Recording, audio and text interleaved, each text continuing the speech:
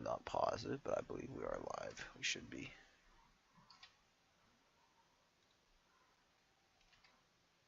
Oh, come on, did it?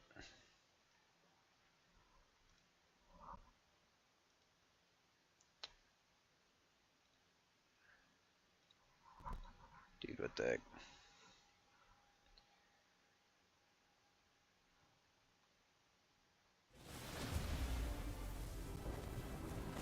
I'm not going to tag it.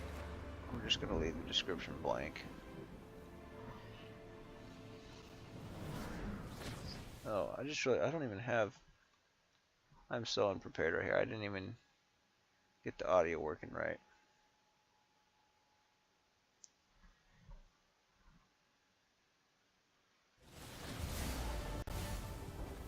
Come on. There we go.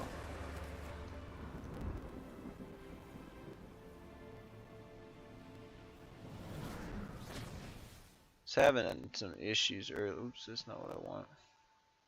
Wait, no, that is what I want.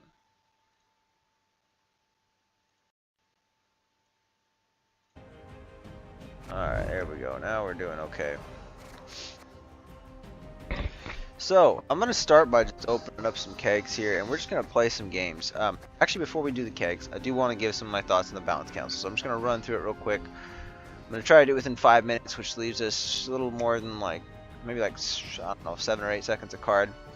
So, Fall Blood, I was okay with it going to 6. I guess I'm okay with it going to 7. It is a strong card. I haven't played it yet, so I guess this will be a good time for me to maybe try it out this season, because it may get nerfed back to 6 next season, but might be more fair for it to be at 6. Lippy, I'm not really sure why this buff was in there. I think it's kind of whatever, but at the same time, Lippy, usually you're playing it with I think the Morgvarg that gets summoned out, so I don't know, honestly. And if you're doing like Funeral Boat and stuff like that, it can play for a ton of points, so I don't really know why this card got a buff. I don't think it really needed a buff. I mean, at the very least, it's usually going to play for like 9 tempo. Plus, it could potentially be bigger. I mean, you don't really need that extra point, and it's not like Lippy needs to be protected. So I have no idea why the buff was there. Probably shouldn't have happened, in my opinion.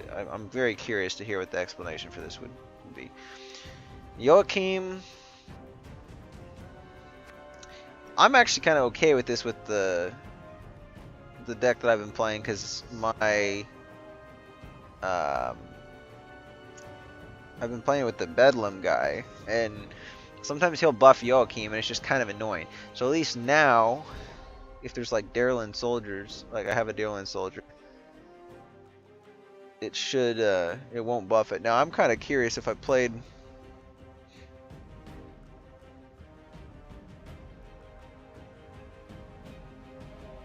No, there's no reason you'd want to keep multiple of those in hand. That would kind of just,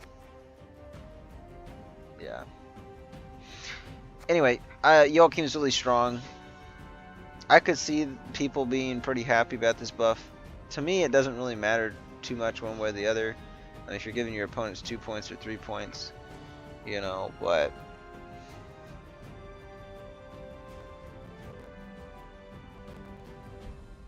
yeah.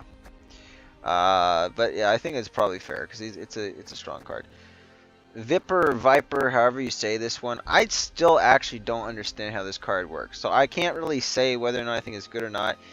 But I'm just going to posit how I think it works. So it says, at the end of the round, move self to... And also, I just was reminded, the reason I'm doing this stream, partly, it's because it's the beginning of the season, and I did discover that when I'm looking at the end of the season, I want to be able to... Let me make sure the audio is actually coming through. Yeah, I had discovered that it only saves the match history for like about the last 30 days or something. So whenever you have a month like January that's got 31 days in it, it kind of messes it up. So I wasn't able to, when I looked back at it, because the amount of games displayed per page is too much to actually screenshot on the screen. So I do a quick video and I like record all of it just so I can go back, because eventually, I haven't done it yet. It makes me wonder if I'll ever do it, but I want to do some statistical analysis of this and just kind of see which decks do good against others and just kind of see what the win rates are. So anyway, so at least I have those statistics to do it, and I've recorded on a voice memo like what decks I was playing versus what my opponent was playing, because otherwise it just shows you your faction versus your opponent's faction, and whether it was like a 2-1, 2-0, 0-2, 1-2, whatever the rounds were. So at least now I can get the opening games on stream, so I'll have a easy way of like looking back at it. It won't be lost. Um, Not that it makes too much of a difference because I was still documenting it on the voice memo, but I think it's just easier this way. And also besides that, I've been in kind of a bit of a funk the last couple days, so I just felt like, yeah, I'm gonna play some Gwent. Of course, it hasn't been helpful that I've been struggling with the computer to get it working right and be able to stream for about an hour now. So that's been pretty frustrating. In fact, actually, it's been longer than that. I think I sat down before 9 o'clock, so it's been like,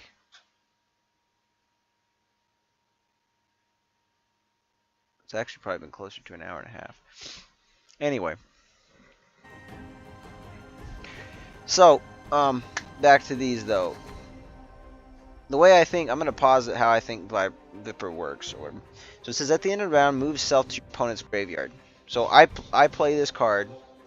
It's going to move self to my opponent's graveyard at the end of the round. But what I'm confused about is it says at the end of your turn while in the graveyard. So it's going to go to your opponent's graveyard. So this is my while it's in my opponent's graveyard, this next part is going to take effect. It's going to say at the end of your turn, so at the end of my opponent's turn, in other words, while in the graveyard, banish the lowest cost card from it.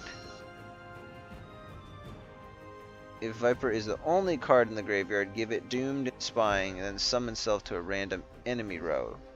Oh, okay. I misread that before. I thought it was your row, but it's a random enemy row. So yeah, it basically just acts as it's essentially like a lemons that just boosts banishes every card in the graveyard, starting with the lowest cost one, and then eventually could come back on your. So I don't know, like this. It's just an 8-pointer, but I suppose.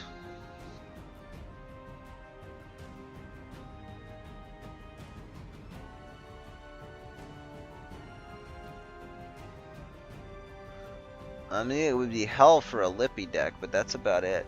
I don't know. This card seems very situational. I've never actually seen it played against me, I don't think, and I've never played it. So, anyway, Barnabas though, I like this card. Don't really think he needed a buff, I guess, but this is gonna make him more attractive, I suppose, to play if you don't have one of the 3 tags that it boosts. If I only have like an elf and a dryad. For instance, I think Dwarf is usually in the decks that I've played it in is the hardest to get. Elf is pretty easy to get the tag for. Dryad and Dwarf definitely have the less, but Dwarf especially. So, I don't know if I feel positive, negative about that change, but it's I think it's alright. I don't think it's game breaking. Cirsa, Dryad Warrior, it's a Harmony engine. I'm okay with this one, boosted from 4 to 5 power. Probably should have looked at the provisions first, because the provisions are what we care about more, but I'm just going to go through from left to right, and it's just whatever. So, I think that's okay. Underplayed card, power buff should be good, but it is a 1-point return engine. So, it's not... Or 1 point... I say sometimes 1 point return, or sometimes they say 1 point per turn. Basically the same thing. So, yeah, it's okay. Firesworn Scribe. I mean, most of these I don't feel too. I think the ones that are like Svalblood, maybe Lippy, Joachim, and like the Nausicaa's, these are going to be the ones that are like impactful. I mean, Firesworn Scribe.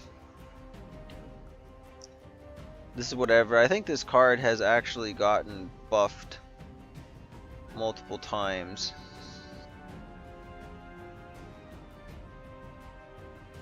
So this is coming, you're going to usually pay the tribute. So it's like coming down at 7. It's a coin. But if you don't pay the tribute, I think what this was designed to do is maybe give this card still decent value and have a chance at sticking.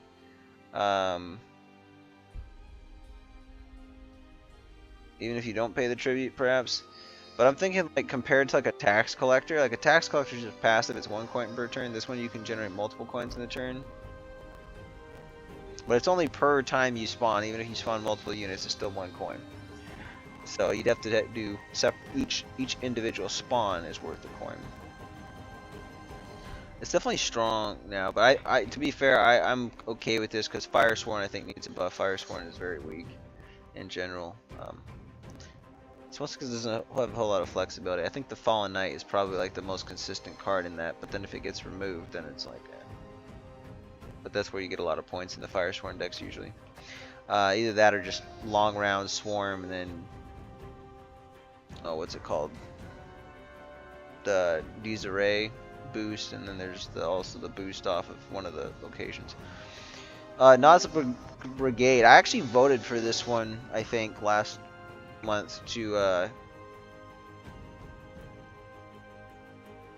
did I? No, I don't think I voted for it. I don't remember if I voted to nerf it or not, but it's back to 2 power.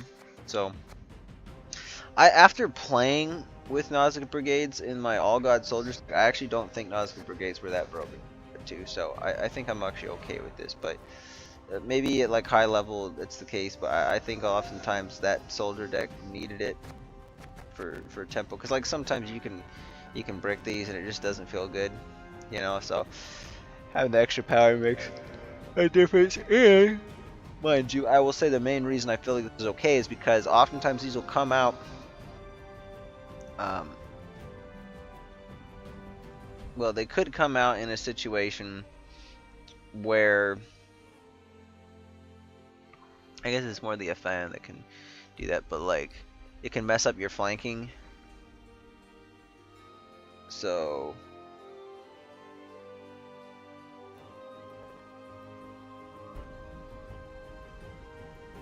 I guess that would be on. I don't know. I would think if you play that, the soldier. Well, maybe it's if you summon. I don't know. I feel like I've seen this. Maybe it was like in a tournament, like kind of mess up flanking. But I'm trying to think of like practical, like how that would actually work. Anyway, these two I'm not gonna say. I mean, these are both okay buffs. Power decreases. Dana was good. I mean, if left unchecked, she does get a lot. So I think 5.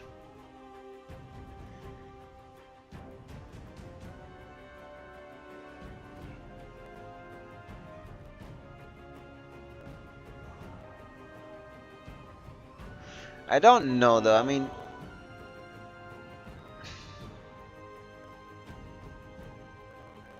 I feel like she should be a little more expensive to remove. Like you should have to use a gold card or like something like something that can remove like a 6 or like a 5 plus a ping off of something, like an engine that's already on the board. So I don't know if I'm for this. And Harmony did have a lot of points, but I think, you know, they're still somewhat counterable. I don't know. This is kind of, I'm so on it.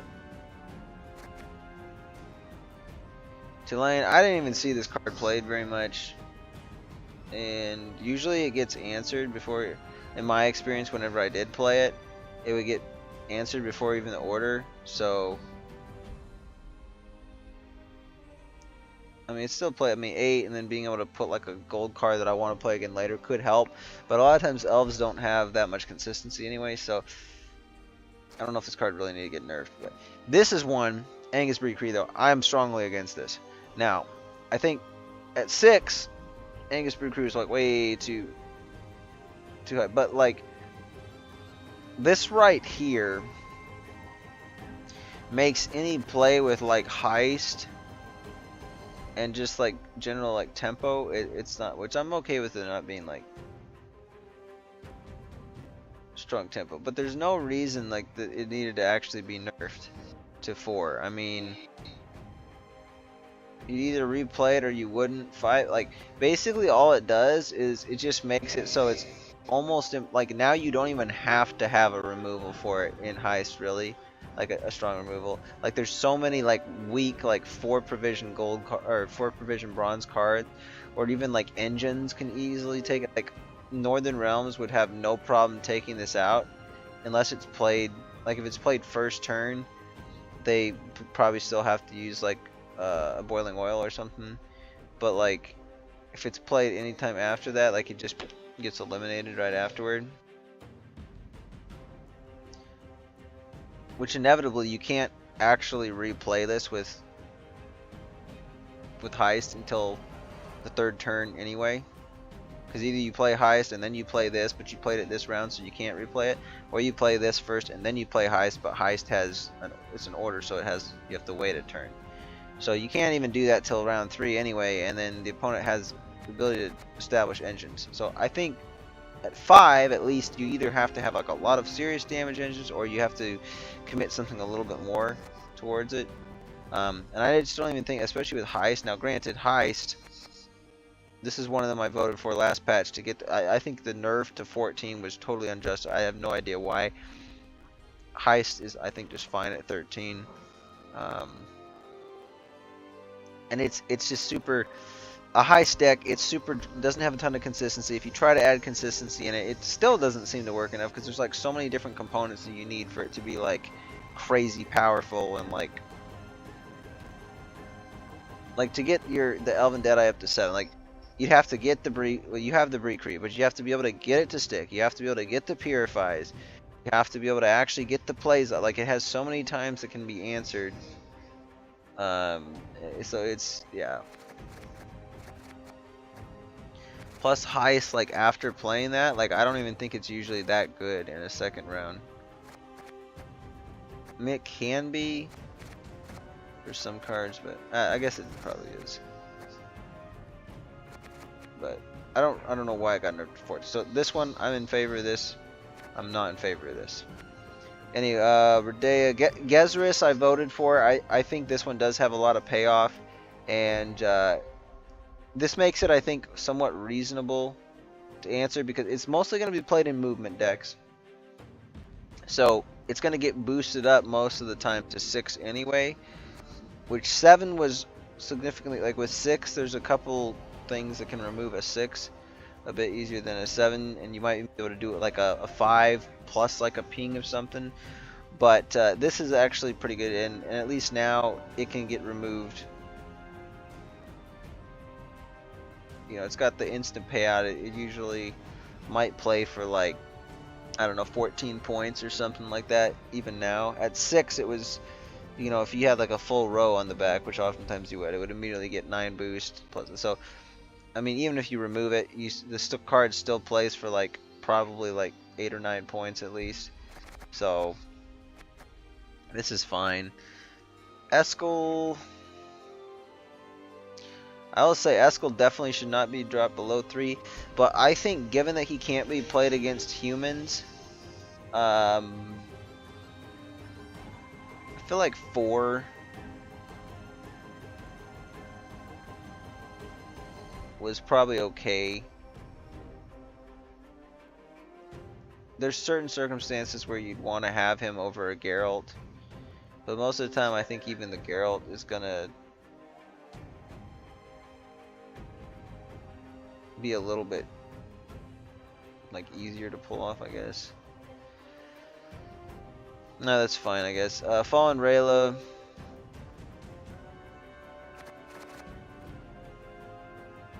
She can be really powerful in certain decks. I think 5 is probably okay. Iris, another nerf. I don't know. I just, you know, at this point I don't really care. Redanian Secret Service. I'm wondering if it's going to go back down to 6 power. I think it was like the 2 for 7. Just the Purify on Demand is kind of crazy though. I actually, and it's a thin, so I think this is actually okay. I want to see if it's still playable at 1 at 7, because 2 7, I guess. I do think being here at 7 provisions is probably correct though. Just whether it's 1 or 2 power, I don't know. Kikimor Warrior. I mean, it's never gonna get played outside of Hive Mind anyway, so I guess so. But dang, I mean, we're getting Hive Mind's getting provision nerfed, and then Kikimor Workers being 2 power nerfs in a row. Like, people really don't like Hive Mind, I guess, in the Lara decks. On top of that, going to provision nerfs. Lara Dorn. Provision nerf. Crazy.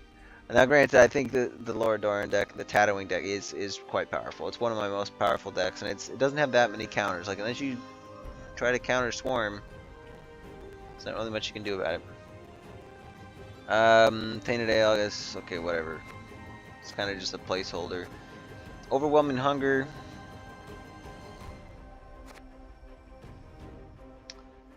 Maybe we'll see Deathwish get more play. I think it was kind of okay at 15. Like, I think Deathwish decks were still pretty intimidating sometimes. But if you had, I think the Elf Guard stuff with like locks, you could pretty much counter them pretty easily. But I think, yeah, I think this is okay at 16. It probably did need a little bit of a buff because I think it's a little bit underplayed. And outside of V or Dagon, I don't really see that many Deathwish decks. Well, I guess there's some fancy ones. Anyway, let's go on. So, Lara Dorn, I guess. I don't know. I'm kind of indifferent about it. Phil Evangel. I feel like a provision nerf and a power nerf the previous time. I think that's maybe a bit much. Like, I don't know if this card was such a problem. Why was it not touched before? So I don't really know about this. Sigval, I think is kind of. I think it's still playable at 11. I mean, I think this is like such a good card anyway. I think it's okay. I'm just kind of curious why it got the nerf. I think I did hear something about it. It almost sounded like this might have been something that Shinmiri and Lirio wanted to do, and it had something to do with because they knew people were going to revert to Fall Blood, so they decided to nerf this instead. If that's the reason, though, I hate that logic because there are, like, yeah, Fall Blood decks will probably almost always play Sigvald, but there's a ton of decks, like my Self-Wound decks, that play Sigvald that don't play Fall Blood, and now you're punishing these other decks that you weren't having a problem with. So, like, if you think they're going to nerf Fall Blood, just advocate for, like, a provision nerf to Fall Blood or something like that. If they're gonna increase the power, or just vote for another power, or like let it sit there. I mean, if people really want Foul Blood at 7, though, I guess just let them have it at 7. Like, I don't know, don't be messing with other cards. That's kind of my thought. But Igor, I don't really care to give my opinion on that. Cantarella's been kind of annoying for me this last season, honestly. I ran into a couple different decks that really screwed me over. But, did it need a provision nerf? I don't know. I feel like, it does feel like it should be like an 8. 7 does feel really cheap for it, so this is probably okay. Abortage. So,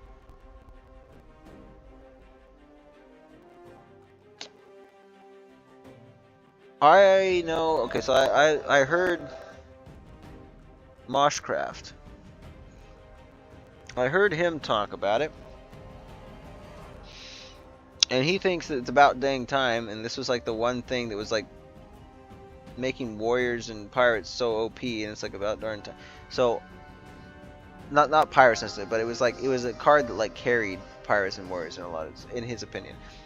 I'm not really seeing that, to be honest. Like with pirates especially, I've actually had a surprisingly hard time getting this to work sometimes, or especially warriors too. Like there's a lot of times I've had this card and it just bricks. It oftentimes bricks, or you'll somehow mess it up and you'll that, to be fair, that's a skill issue or just a player issue. But it bricking is not like it. Just some decks you just draw into it and it's like, well, now I can't do anything with it.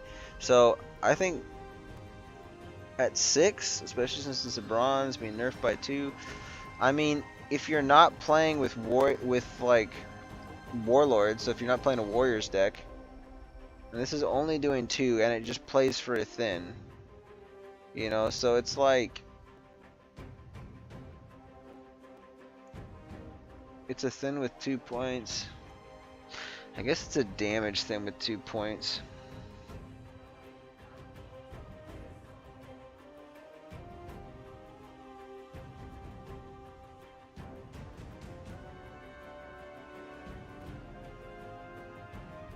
I'd have to compare it to some other cards, but I think just like with the pirate archetype needs some help. So I'm generally against this, I think, but it could end up being an okay change. Kidwini Sergeant, provision increase.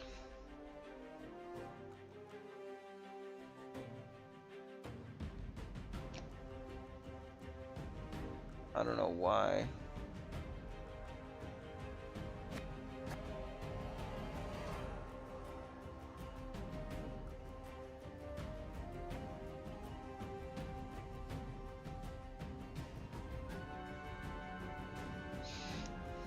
I don't think that was necessary. And Doppler, I think that's a revert, right? I mean, it was so underplayed, and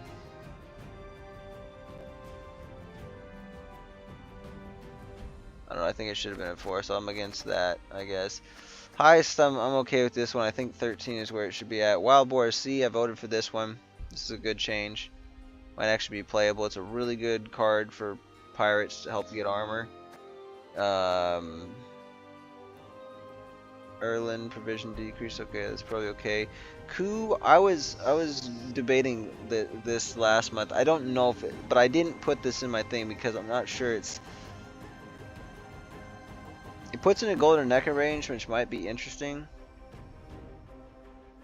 But I was thinking about it. Like it does technically.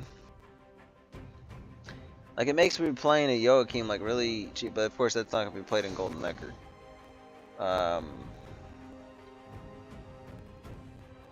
But Coup is sometimes awkward. Like, if you don't, like, outside of doing, like, Joachim, Reinfar, and stuff like that, if you can't pull off the combo and you're forced to use it, it's kind of, or you can only do it once or something, and then your opponent passes or whatever. It does feel weird having it in a second round, or... Like, say you're forced to play the Joachim, but then you draw into it later and you just have it. You know, like, things have to have spying for you to be able to copy them unless you get the death blow, and sometimes there's not very many good cards to copy. So, it could work at 9. Lilith's Omen.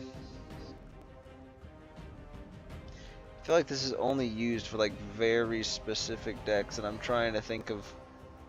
So I don't really know if this is a good change or a bad change. I mean, I have it in that one Sahil Tatterwing deck, but anyway, the rest of these, I think Maruna could actually be pretty powerful now. Pretty, like, for 7 provisions, she has a lot of potential points. Like, it's a 6 plus 4, and then take away 4 from the opponent, so it's potentially 14 points for 7 provisions. So that's pretty solid. And, like, let's just say you only seize a 1 point, you know, even like the floor of the card in that case is what, an 8?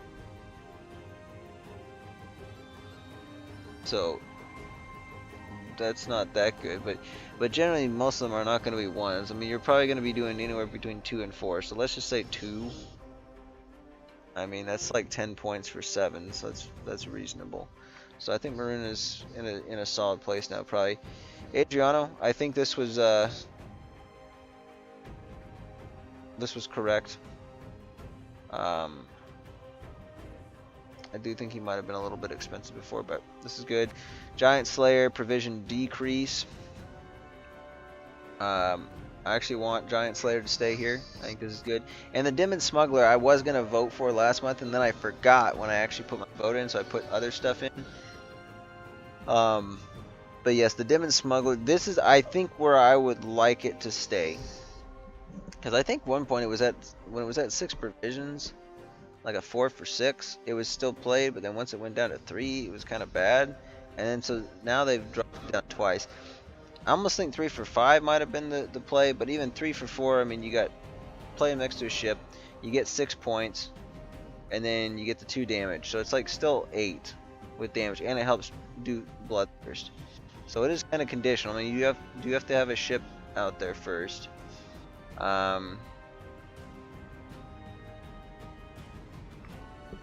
It does feel like it might be a little bit good for 4 provisions. Because it's like spread out, you know, it's not just in one card. So I do have a feeling this might get reverted, but it just depends on how powerful people feel pirates are this season. I think it's good at a 4 or a 5. But when it was at like 3 for 6, it was just like, I played it at a 4 for 6. I thought it was good. It was kind of like a staple in my pirates deck. And then as soon as they nerfed it, I'm just like, yeah, it's too expensive to play, because it effectively nerfs the decks by 2 provisions. Now, if you think about how much this changes things now, you get like an 8, so instead of a 10 for 6, you're getting an 8 for 4, and you'd save 4 provisions on the deck with 2 copies of that card. So yeah, definitely puts pirates in a much better place. So that's kind of my thoughts on the changes this season. I think overall the balance council is pretty good, other than a couple that I'm not too keen on. Whack, bang, wow! Just open a bunch of neutral kegs and stuff. You know, honestly, this isn't really that exciting. I mean, who cares what we get? I'm not gonna actually bother with. We'll do one more.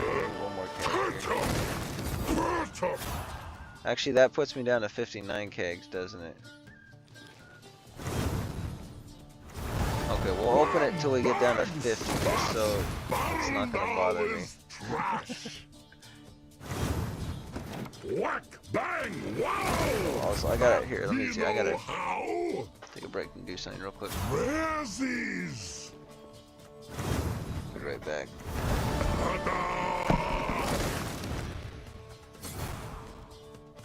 Happy Pack.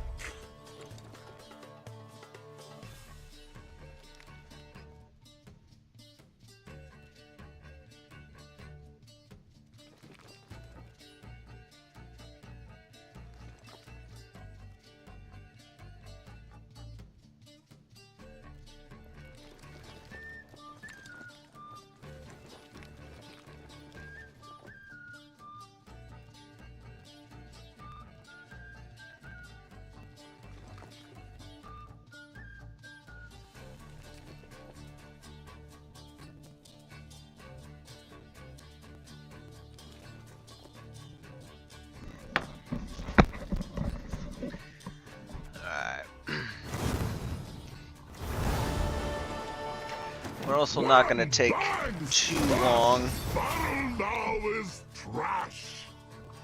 Not going to take too long on the stream tonight. I think we're going to be going for about right around midnight, so about another hour and a half or so.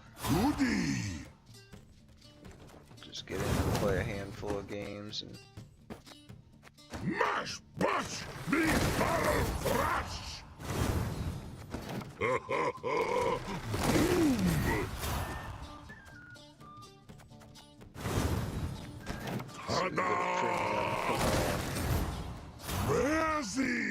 There we go. Here the pros are. Crack! Smash! And premium epidemic. We're on a roll now. Battle now is trash.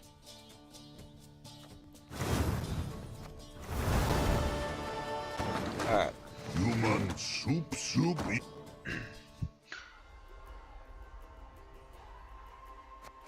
So I'll get into some games here. Let's just see if there's anything. I can probably play pretty much whatever. I'm thinking Skellige because I just overplayed with like Pirates and Rain last season. That was just about it. But I kind of want to play like some Self Wound or something. You know what? I'm gonna start out with our Seagull carryover deck that we made before. Kind of a fun one to start with. I didn't manage to make it to rank 1 last season. I was like 1 game away. Well, I was actually at 4 out of 5 on the Mosaic, so I would have been 1 game away. And then I made 2 really bad misplays in one of my elf trap smashes. The North shall tuck tail and beg for mercy. And I jumped the gun on springing a trap when I thought it would kill something, and it actually was 1 point off, and so that was it basically cost me the game. And there was another mistake I made immediately after that too. Okay, I'm trying to think, what are we doing here? So, actually, do I have 2 on-crate greatswords in this deck? I do. So, I probably should have played that one from hand.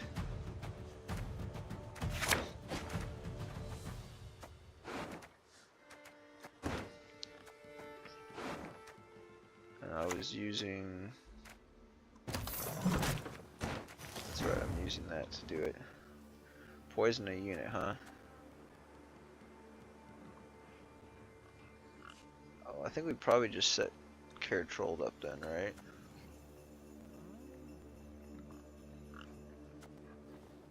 Cause otherwise they're just gonna kill this shit. I might be able to... No, we're not gonna do it.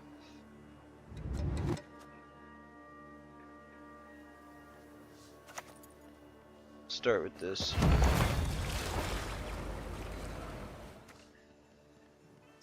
I mean, it's gonna die, so at least we get some damage in corpses. here. Feed our foes to the crabs while they Although I still just live. really, yeah, it's gonna, yeah. So I don't care. I can play the Raging Bear later.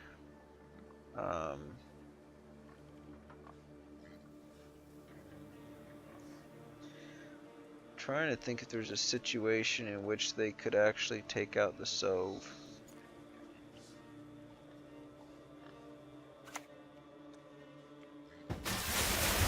Two Calcar. Oh, that's a 1-turn poison, damn. Is that going to be the entire deck? Kind of feels like it. I'm almost... Oh, I'm tempted just to kill that. But I don't really have...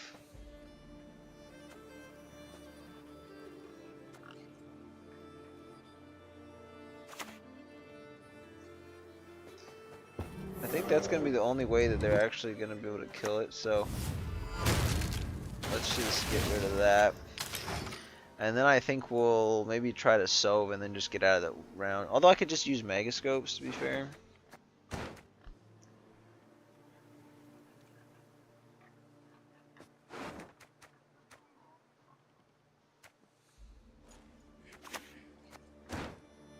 Sleep on Nightshade. Yeah, let's just get a Megascope going here.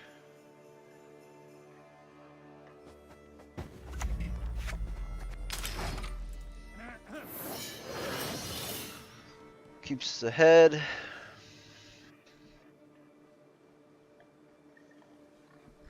I want to see a little more commitment from them before I use the soap, though.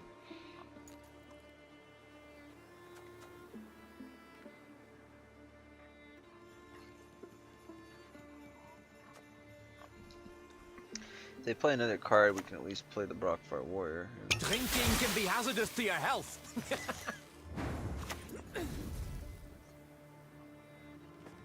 No one calls us cowards!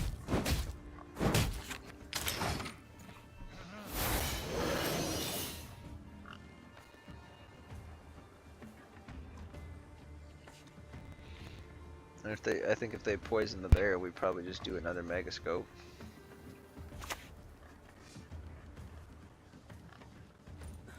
Oh, I sense trouble. I mean, I think either way we...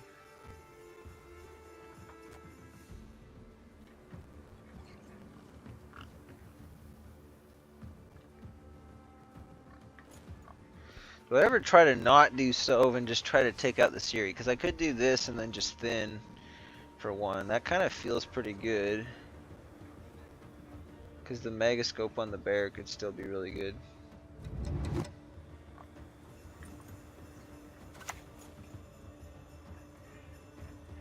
The only thing is then to finish off the bear on the other side, we're gonna need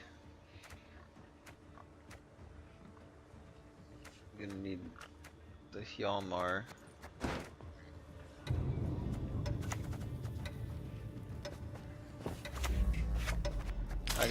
I got a turn to think about it.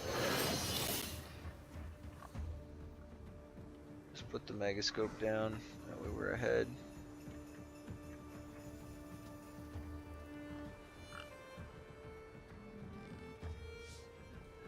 I mean, so far it's just seemed like they're a poison focus deck, which I think I've seen this one once before, but it's not very common for Nilfgaard.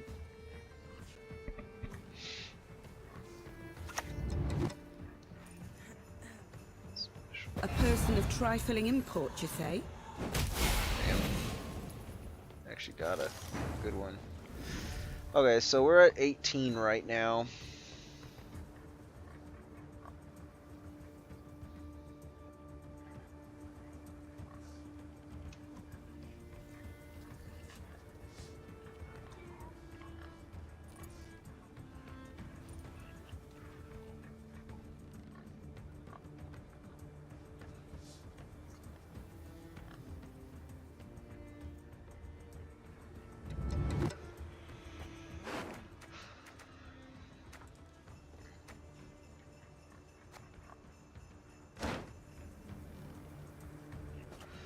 I don't know if I should risk that. Yeah, I'm gonna try it. I think getting rid of the carryovers is a good idea.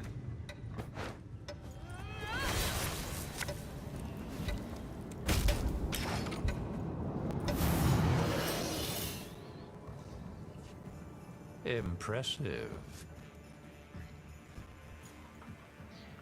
It does make it hard for us to keep playing, though, is the thing.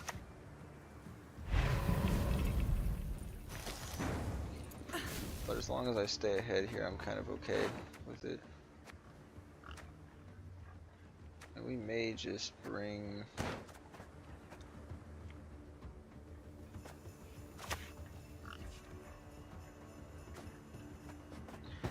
Might even end up bringing a Brockfar Warrior back or something. Now if we can bait out Leader, that'd be cool.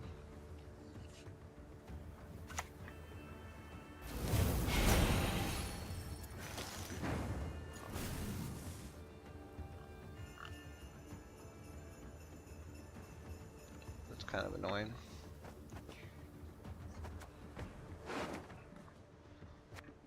I think we're just Fukusha now. Your descendants, my beloved. Sacrifices for Melusine, one and all. Let's see, Brockfar Warrior, we could go like 3, or 3, 2, 2,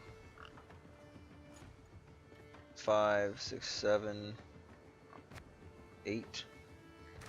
This would only play for 7 actually, so yeah, the Brockfar is going to do more points.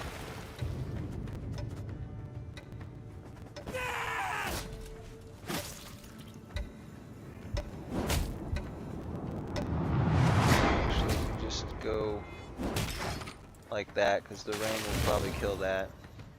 Oh, it has to be during my turn. Shoot. Never mind. Should have just killed that. In my That's big right there. I am a great artist. Okay, so actually, do we play the last card is the question, because they kill this for sure. So then, so down by 9, so I'm at 14. Basically, we could boost them. I mean, either way, they have to play the card. But playing the card definitely. Yeah, I think we just draft. Although there is the rain, so I don't know. We'll see what they actually have. Okay. Yeah, that was good. That's good for us.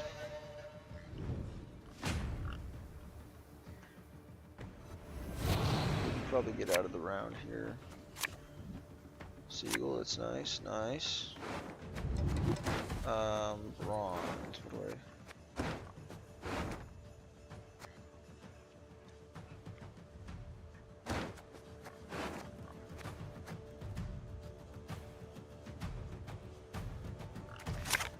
Really need to fish for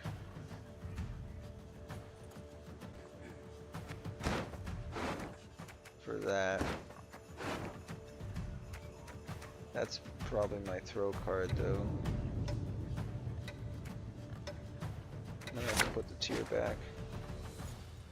Maybe I should put the, I don't know. Okay, this is my throw card. What?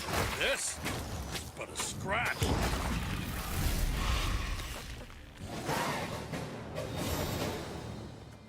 So they got a Raging Bear. The alternative is like something like this plus this, or like an Alula or something. Take care of it.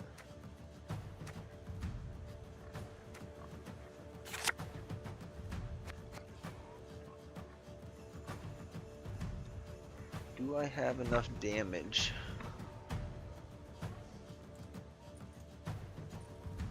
I don't know.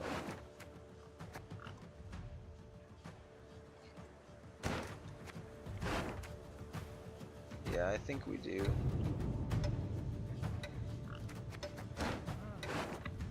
I mean, it's kind of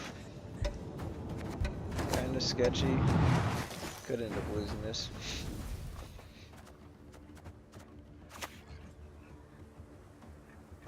Glory to you. Maybe I should have put, you know what? I'm kind of regretting that. Because we already had one of these in hand, the deck. I don't actually need that anymore.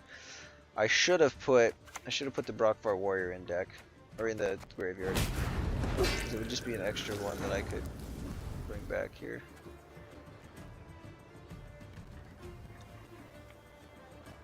Ooh.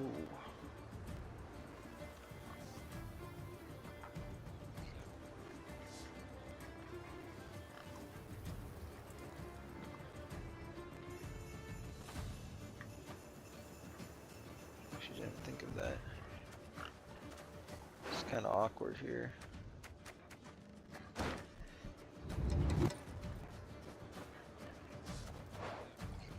I wonder if there's ever a world that we actually just keep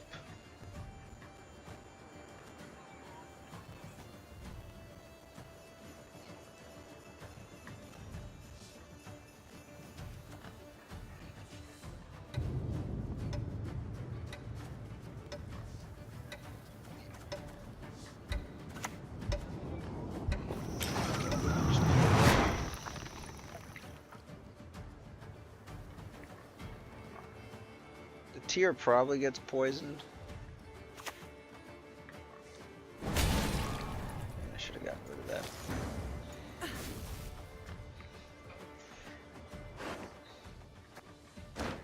Okay, so this will get 6 damage. They're playing non-interactive, which kind of scares me. But I can finish it off with Seagull, because if I have to, I might be able to grab this. The thing is, I don't know if it'll survive.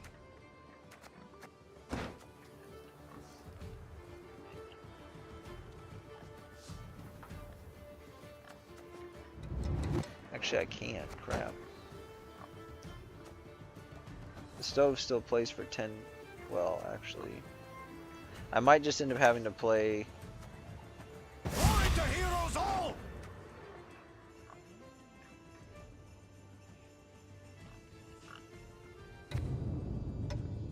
Actually, not sure the Seagull ever sticks. Or the Seagull. I think we're just gonna have to play Stove back row.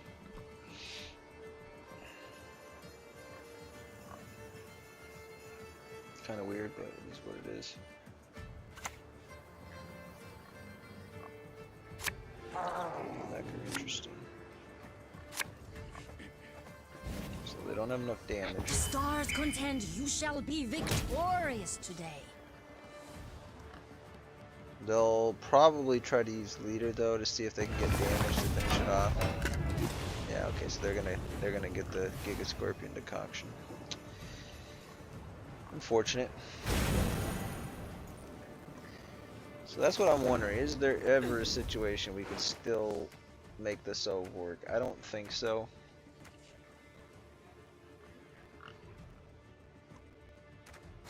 Wait a second. I do have Actually, no, we could still finish off the Seagull. We could do Seagull. That makes sense.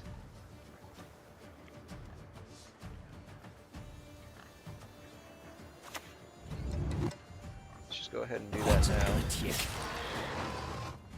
Still get a little bit of a boost. And then we'll probably just do like...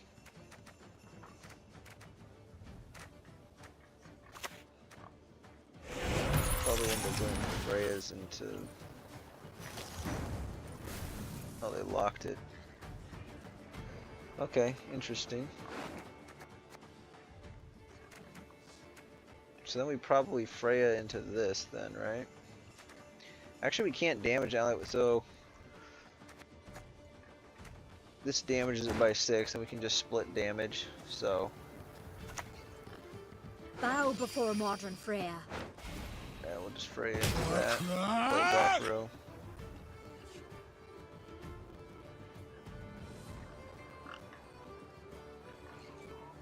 We get last say with great, or actually we don't. Wait, what? How do we not? I guess because we won. Yeah. So we don't have last say, which kind of sucks.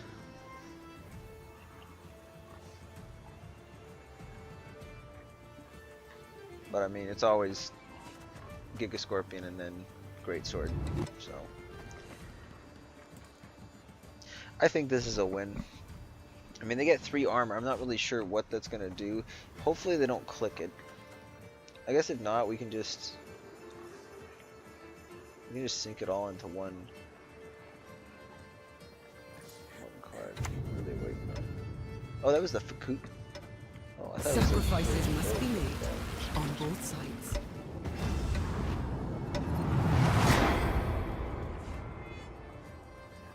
Feeling a bit peckish. Okay, so we'll just split damage on the row.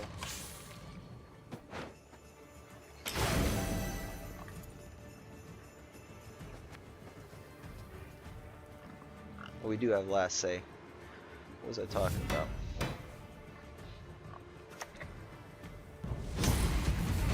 Yeah, see, they can't even finish it off.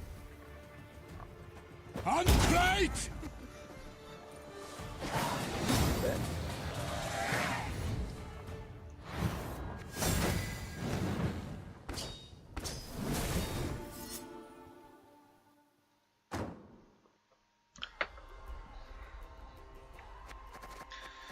Okay, how much did we, let's see, win 1 game with monsters, win 1 games with Nilfgaard.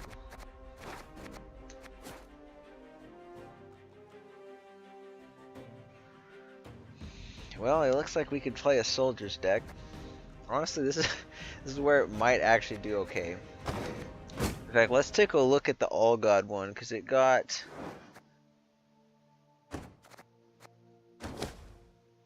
Yeah, we got Ku's one cheaper. So, what could I do?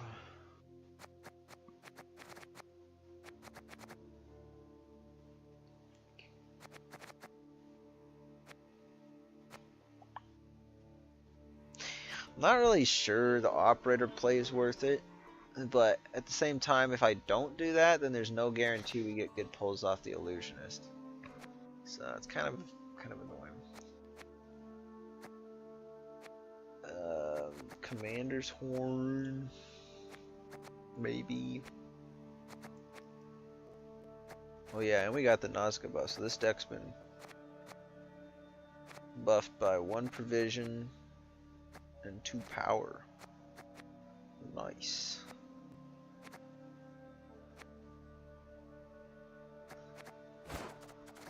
I think this deck kind of does lack some direct control other than the heat wave, so I'm thinking maybe we just take out like a Commander's Horn, because it usually only plays, I think there's usually like 1 gold card, because like the only gold units we have, it's going to be All God and the Afan, and maybe the Operator. But like I think, I don't know if I've ever gotten 2 gold units next assignment. So pretty much the boost, it's always just going to be doing 10 plus a 1 on there. So it's like playing, it's an 11 for 7 effectively. So I think here we either go Cantarella could be good as like a backup coup target actually. And she got a buff to 8. So I feel like, yeah, that's probably the way to go. The only other thing that I was thinking of was immediately when I saw 8, I was thinking triangle within a triangle.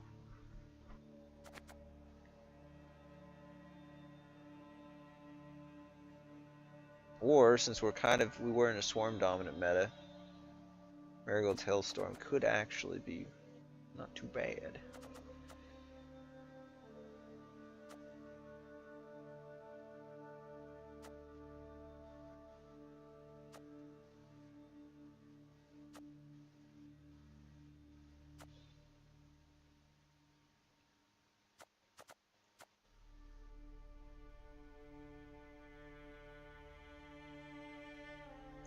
Actually, that's right. I did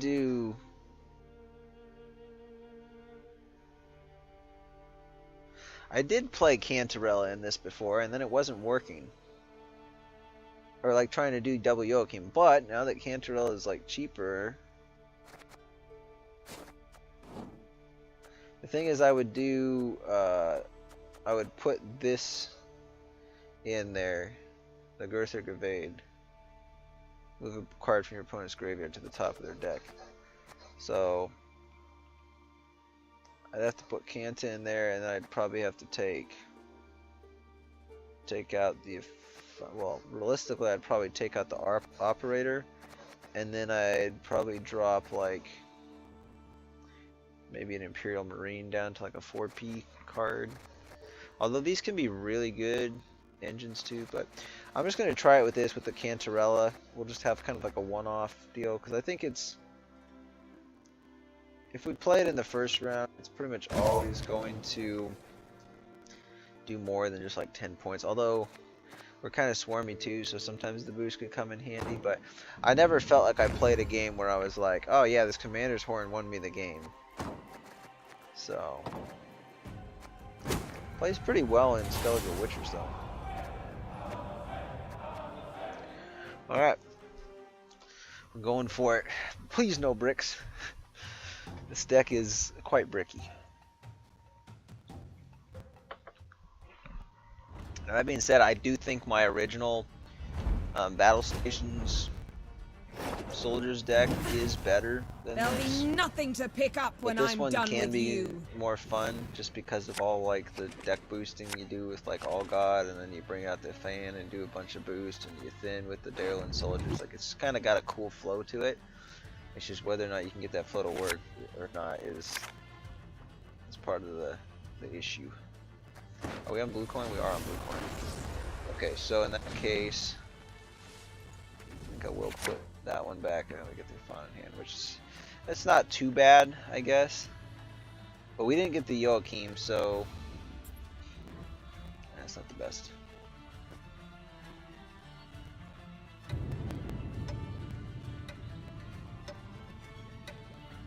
So in this particular case, I think we'll always start out with, we're just always going to start out with this here. Rig the sails! So I will draw the All God, and we will put back, let's see, what are we up against? Double Cross. I feel like we'll get good value out of the offerings, so I think I'll just put, actually wait, we put it at the bottom of the deck, heck yeah. Never mind, that's actually a really good opening hand there. And then I think we'll see if we can get 4 councils in hand already. Probably Joachim, I don't know. Coup would have been okay, a good target to bring to the top as well.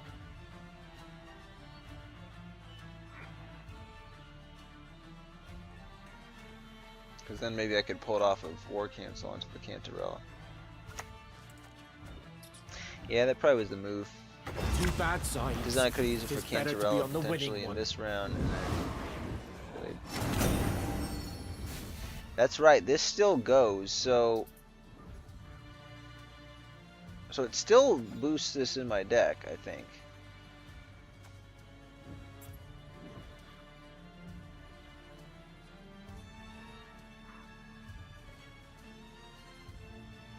Do I let it sit there still? Maybe. I feel like I do kind of want to kill the fair cart though. So I don't have a problem with just doing that.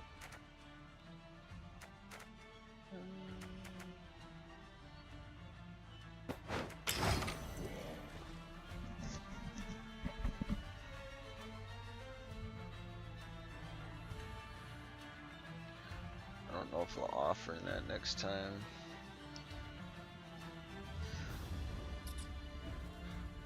Because this will boost, by the way. Like, this is, I assume since this can eventually boost, like, say it was already boosting on my side and they seize it like this, it is going to keep doing the normal boost that it would do, either 1 point or 2 point if it's on a flank. So I'm assuming if that's the case, then it's still moving the card up in my deck, because there's no card selected in their deck, so it's not going to move anything up.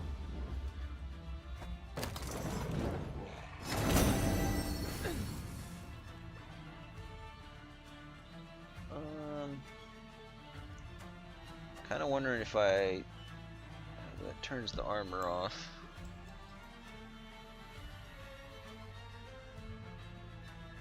We have a lot of ways to deal with this, I think, kinda. So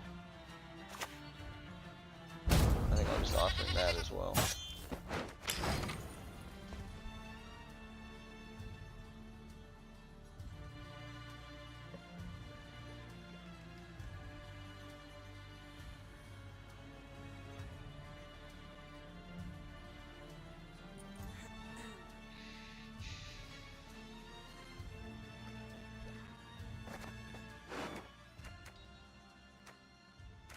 I guess this is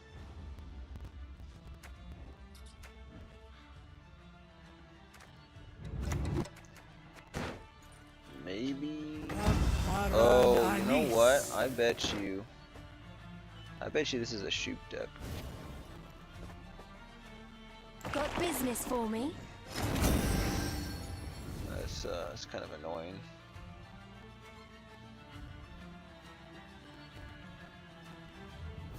I mean, I definitely want to play the All God. I'm just wondering if we ever. I'll tell you what, we can All God, and then we can potentially War Council Disturb a god and to rest, get ahead. mortar.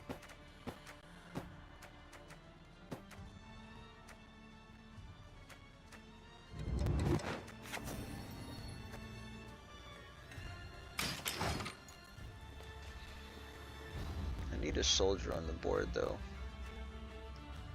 just in case. So maybe we drop this next. I know the truth. I simply want you to admit it.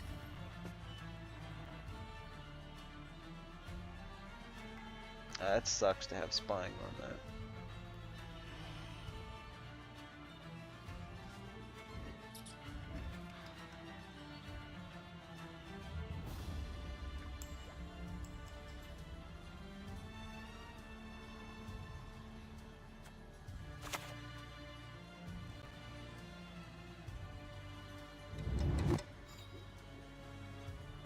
Dwarfs. What are I they mean, we're without probably their never armor? getting rid of that, so we'll just see if we can shut that down.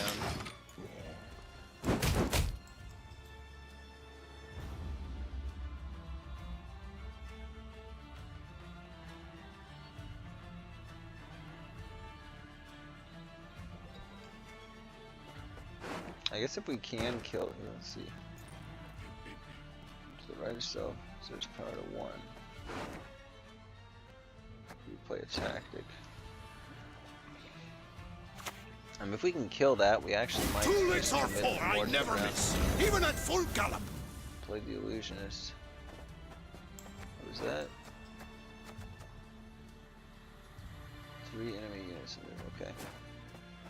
So that's not actually going to die, unfortunately, but None can match oh, so this the is power boosting of now, dang. Nilfgaard. That's not good. I still think we have reach.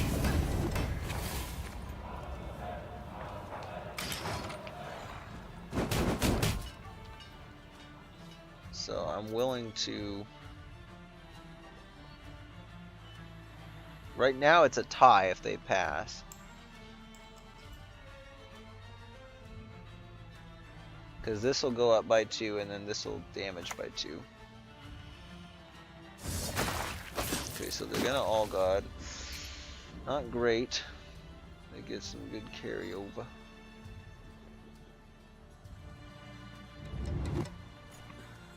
If his truck driving here, earthquakes I Do have I spoken. Cantarella now?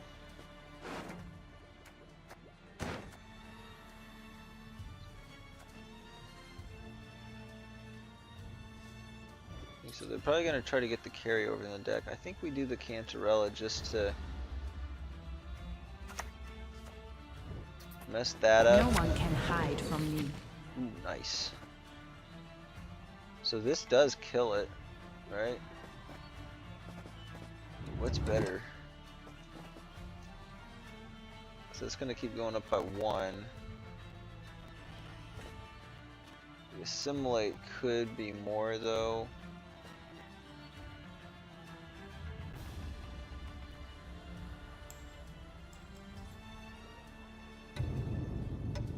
I think I'm just gonna play it for the points.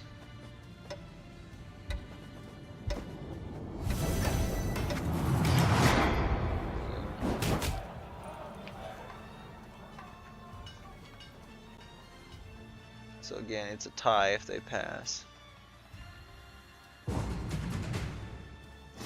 Do I want it to be a tie? I think I can't. I don't really want to play down an extra card. So I'm okay with going with the shorter round.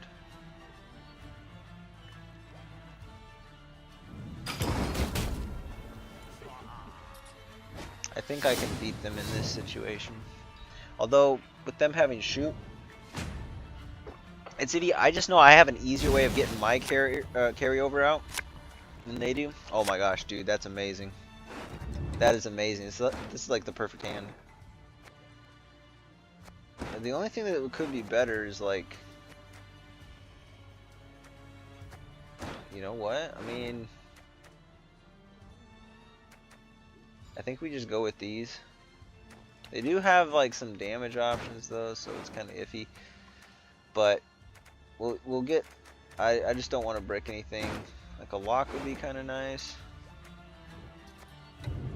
but I think we just need to. We'll just play these first and.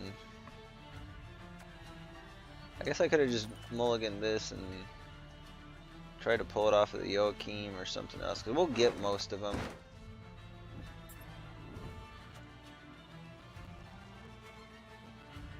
But we'll start with... Actually, we know the Afon's gonna... Hail Herzer!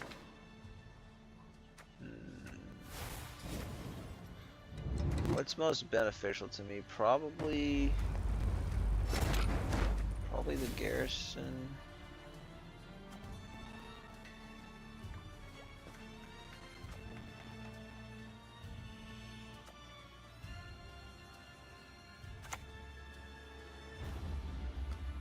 Have you ever laid eyes on a deception of such grandeur?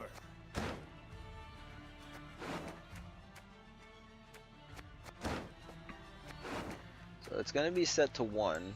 Gotta remember that. I think Last we man just on his go with post that. sleeps on an empty Oh, see, that's stomach. right. See, it messes up the flanking.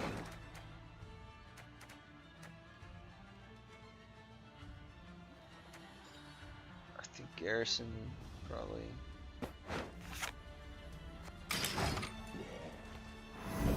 Probably should have moved this to put it on the flank. I just think they're gonna kill it no matter what. So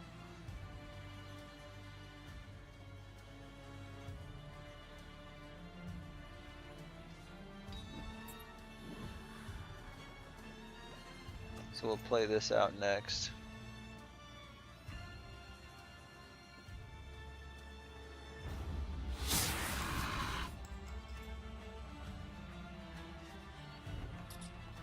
So this doesn't trigger, this is at the end of my turn, so they're relying on that to kill it.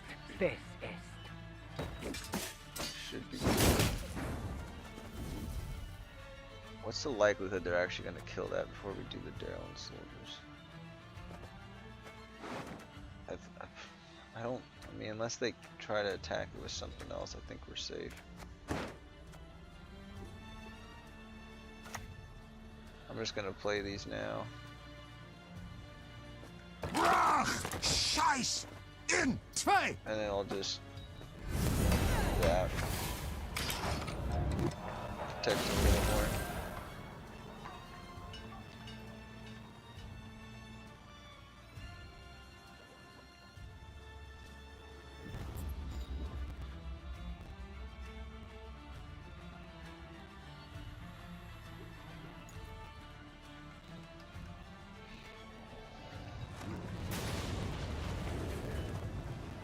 So if we play Garrison off of this, though, we're gonna have to play. Yeah, we gotta I shall flog them into submission. do a weird thing here. So we're both gonna get a legendary in hand. This will be interesting.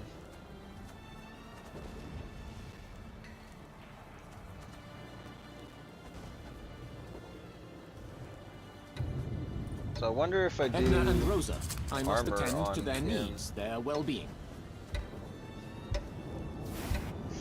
The Bradley sucks. That's the one downside to doing this. I can't mulligan this. I'll defend the Duquesa to my dying Gosh breath. darn it, dude. Okay, so I'm thinking they shuffle this in. What's the chance? We need a lock. I think we just play War Council now.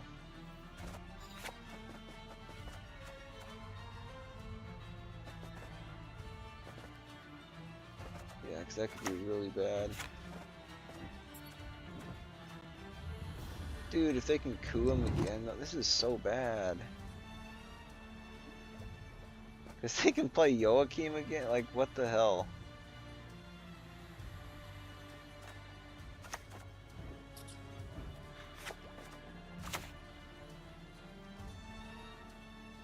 I mean, we have to lock it. Lieutenant Flout will lead the scouts. Okay, heat wave it is. I kind of like to heat wave that, but I think they're gonna get more value out of replaying the Joachim, so.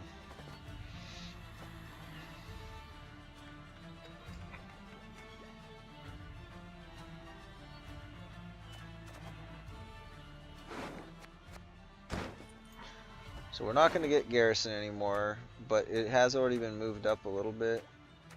Although what we saw there was one of these. What was the other one? Imperial Marine, I think. Onward, sons of Nilfgaard!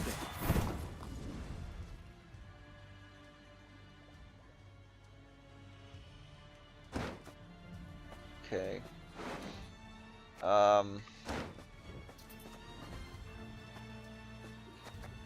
didn't actually. What did they play? They played a Calvite. Kind of sucks for them. I guess it's always going to spawn it to the right, huh? So, Reality is that which, though you believe it no more, does not go away. I guess.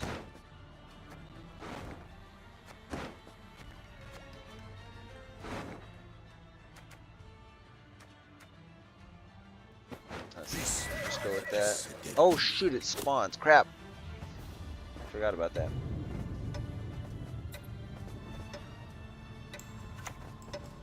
Essa morgen arbeit square, or morgen.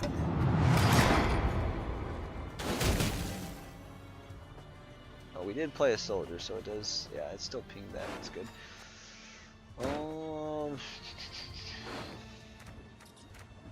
And we'll get another one of those. And then I'll probably just do the last swapperoo on them. 7. It still could put him here, which is I don't want. Kind of thinking maybe I just play Brothings here then. That way it won't accidentally brick anything.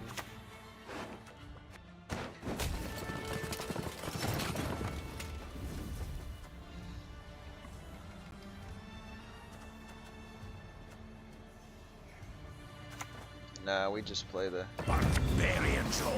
Yellow King here.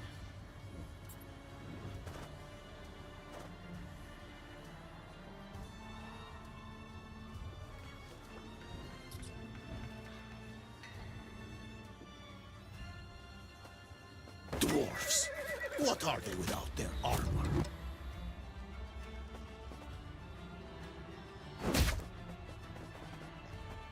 I think I'll actually do it like that. You shall Oh know shit, the of course it Emperor's does fury!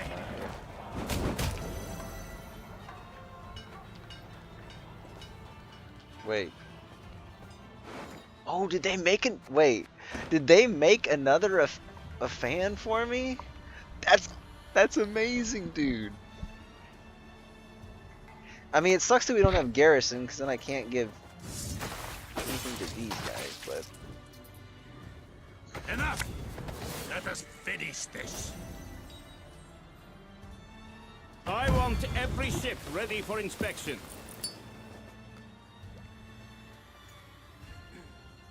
lock, poison, and spying in that order. So they're gonna lock one of them. It's pretty nasty, actually. Well, I think we always, play the Bradleys last.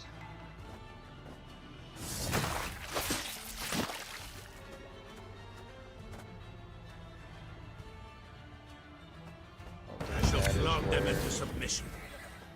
Okay, so I can't play it there, unfortunately. Axes out! Ready to board! Garrison's already being brought up. I think these...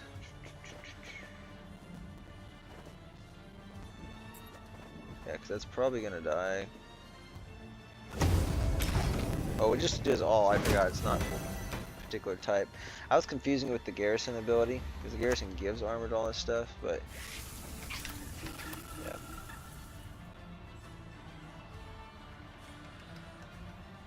I think we all pretty much always win this. Like, even those last cards only 4 points, like, it still doesn't matter. Your name, young man, demands you be cursed into an urchin.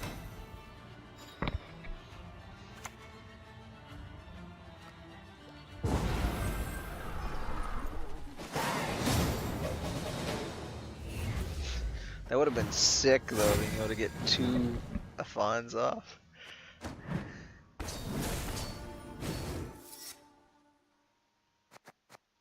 Alright. Game 2 in the bag. Win 1 games with Nilfgaard. I suppose we could go do monsters now. I do want, for any of these future streams though, I want to try focusing in on like one particular deck and just playing it and getting good at it, because I think sometimes just jumping around from deck to deck you don't quite get in the flow and you don't play as well. But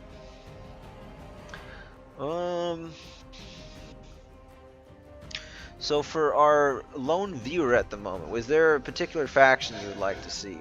Or especially if it's monsters, if you'd like to see a particular monsters deck. I'm tempted to just maybe play Nilfgaard again, just to kind of get some of this progress done.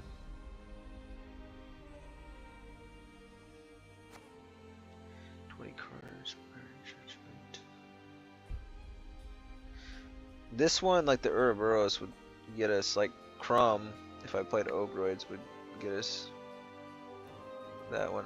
I've not had very good luck with Obroids though, this last season.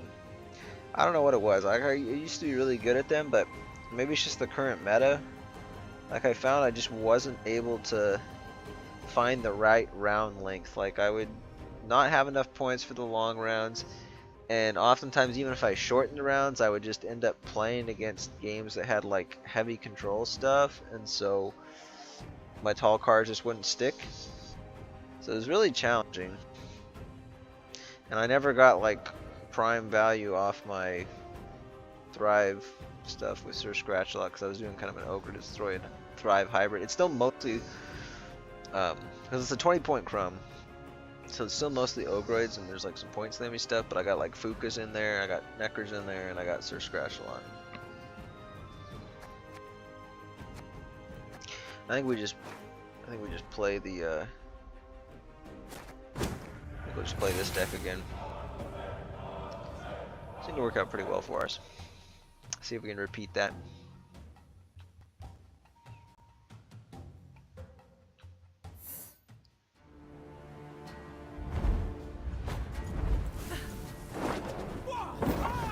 I just want to not have Kanta and Joachim in the same round. Like if I can draw either one of them in round 1 with Ku, that's like kind of one of the ideal hands. We got this, so we got good setup for we got Operator, so we got good setup for some of the other cards. We're on red coin this time. I think we just try to get the Olga, that's good.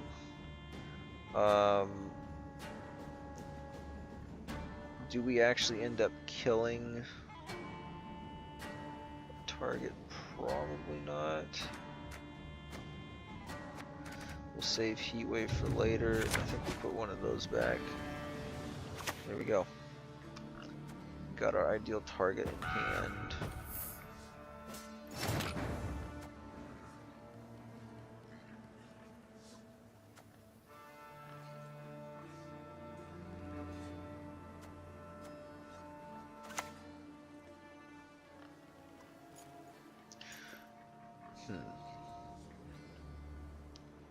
Interesting.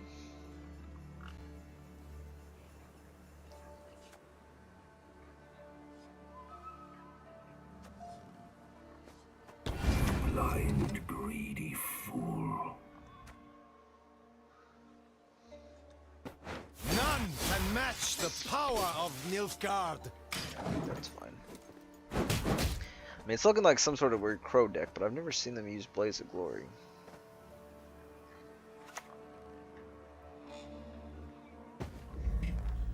At least I don't think, maybe it does use Blaze of Glory. I guess we can just start trying to kill those.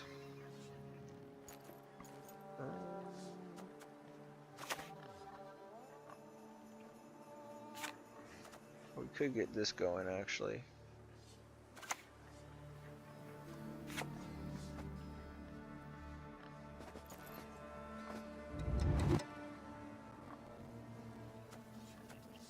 We do need to turn this off though, so We go where the Empire has not yet reached. I think maybe we just play it backward though. Dwarfs. What are they without their armor?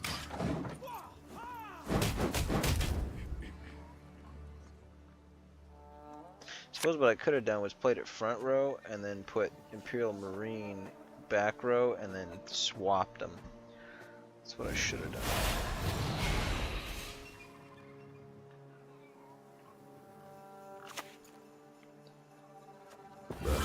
Gods protect us.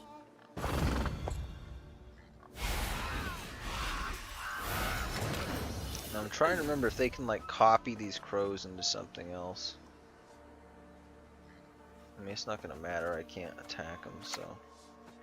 Pride of the Navy.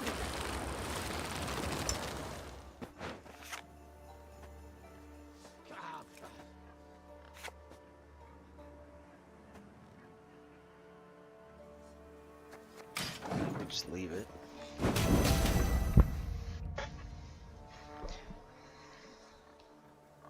And it seems like they do want to play in. Ouch.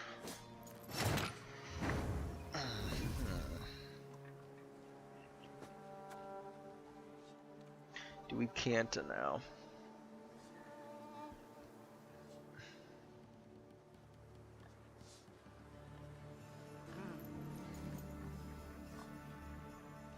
want to potentially coup it, so yes, we do. Let us see. Ouch. Modern Freyr is Well, actually, patient, not maybe not but she ouch. That's brooks actually no kind of insult. nice. I think I might boost it this time though, just in case they do have something like that again. At this point, I'm like committed to the round here, so.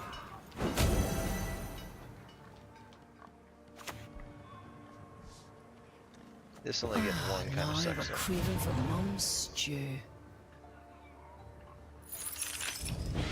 So they just do the same shit.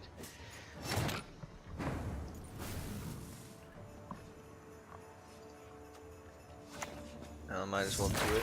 I don't see any reason not to. No one can hide from me. Let's go! It's the same shit over and over again. I guess we play back row to get this turned online. He shall be mine alone, forever. Wait, oh, it's because it was... Oh, it's because this didn't die. Now I wish I didn't boost it, because then I could have got the rain. It would have been awesome.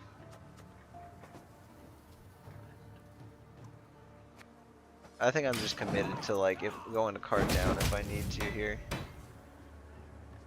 Now if I had... I hear tomorrow's succulent colors. I don't know that they can bring them back. Like I kind of feel like we do need to win this round here.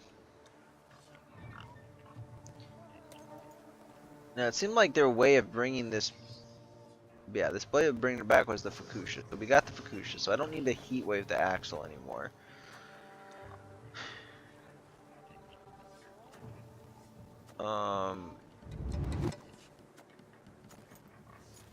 Maybe.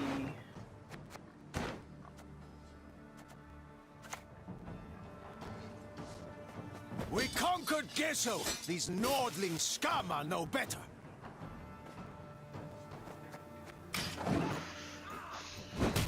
I don't know, we might have to pass though.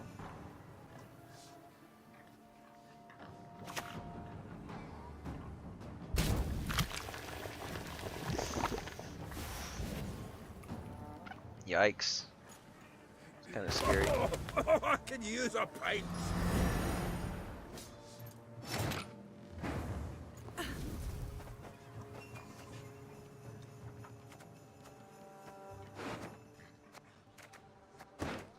Maybe we'll be lucky and we'll get the All God here. Lieutenant Flout will lead the scouts. Garrison. That's actually a decent pop deck.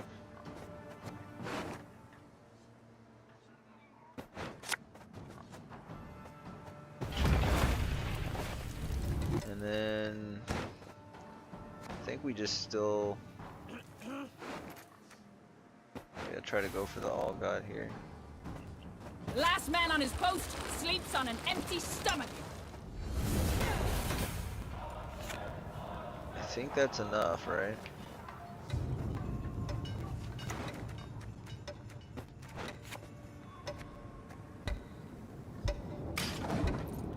That might just do like a tie or something like that. No. It gets us ahead.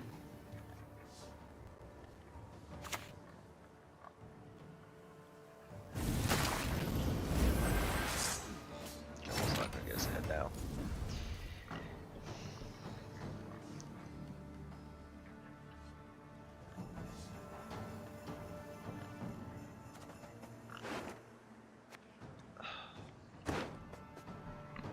Fudge, dude, this is annoying. I mean, heat waving a crow is it's like a 10-point heat wave. It's not too bad. It just feels kind of weak.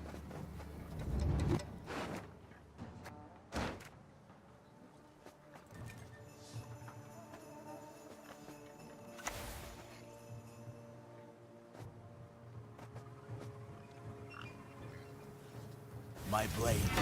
I trust you have sharpened it.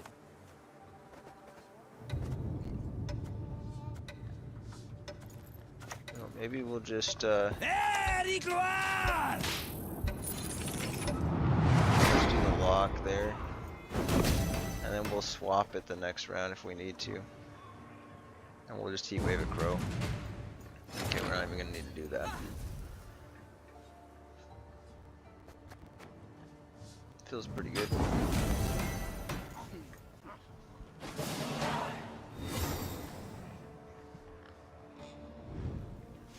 So if I get like, we're gonna get Joachim here. I don't know if I even keep this.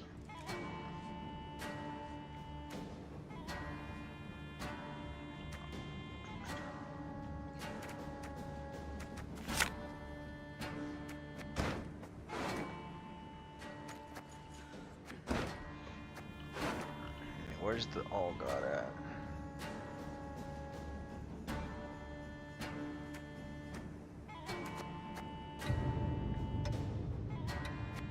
Do we start out with that on the all god? I think so.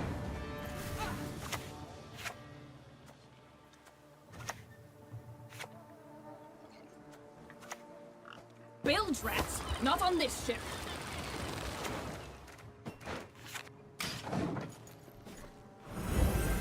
It's still not there. What the heck? Plunge all into Now. murk with a shrill cry! I don't think they ever kill that though, so I don't think it's worth heat waving. Cause it's only like maybe 8 points or 4 points of carryover.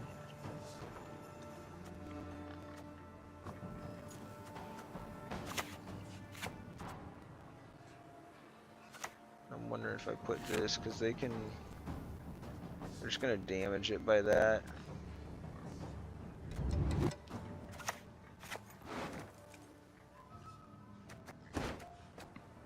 Maybe we'll get lucky. On 2 legs or 4, I never miss, even at full gallop. I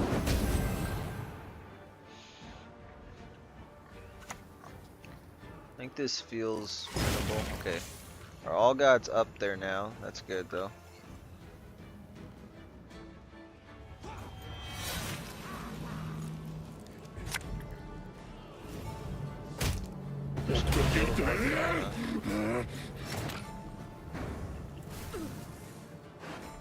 Now, the real question is, do I pass?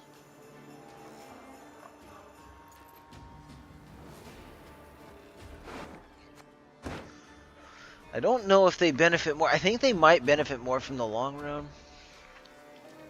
And the way they're playing, I don't think they can bring out all the crows right now. So, I actually think we push, because we have a lot of what we need in hand. I shall flog them into submission. How dare you disturb a god at rest, mortal!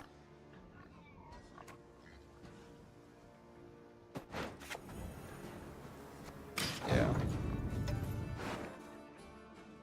Now, I don't know if we're actually going to pull those, though. That's potentially a Bow problem. before modern Freya. And hopefully we don't pull a Nausicaa.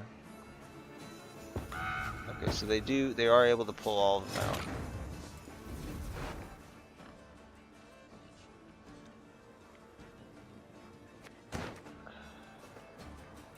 I really want to try to use that though. So I'm still gonna coup. I don't know if I can't remember if they do anything with the rose. We'll put it there just in case.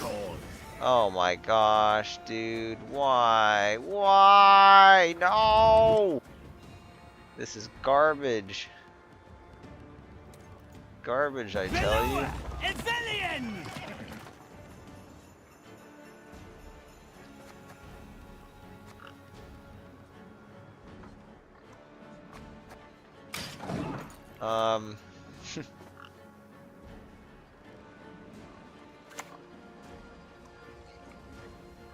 I don't think we can ever actually... Yeah, we can't actually make up the points.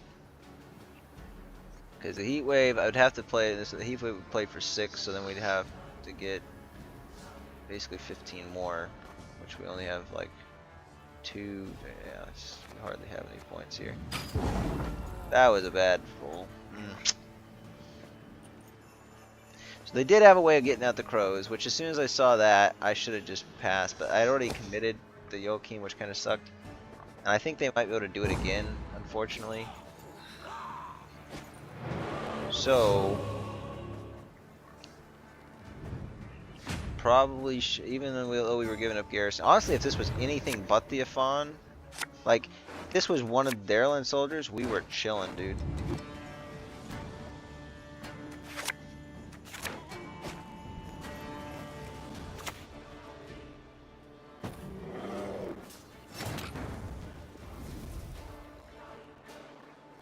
That might end up being the heat wave. I think we're still. I wonder if we ever actually do hit that with the heat for the heat wave instead.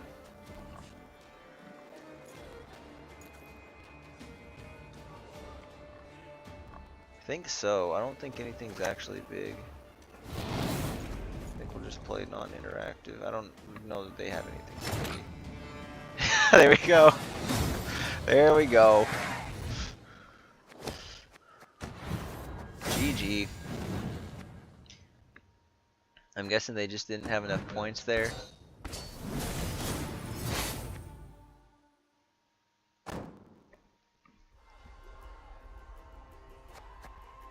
That was fun.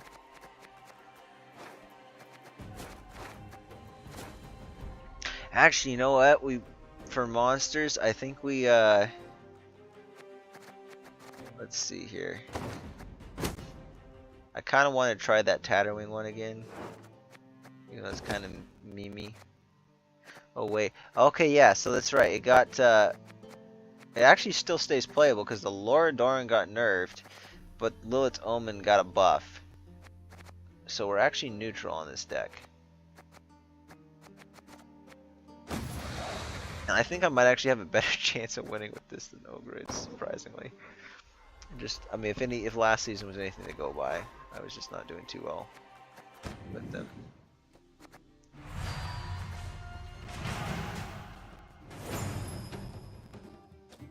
Yarpin Zigran. I don't actually know what that card does. I've never played it before.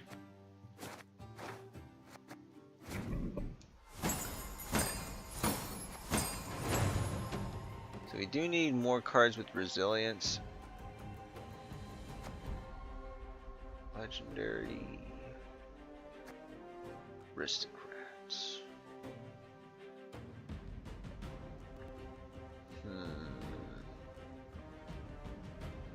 Maybe we do play Ogreids.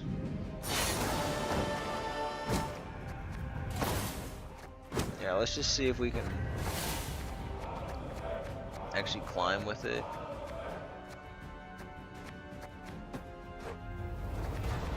I don't think the deck is under provisioned at all.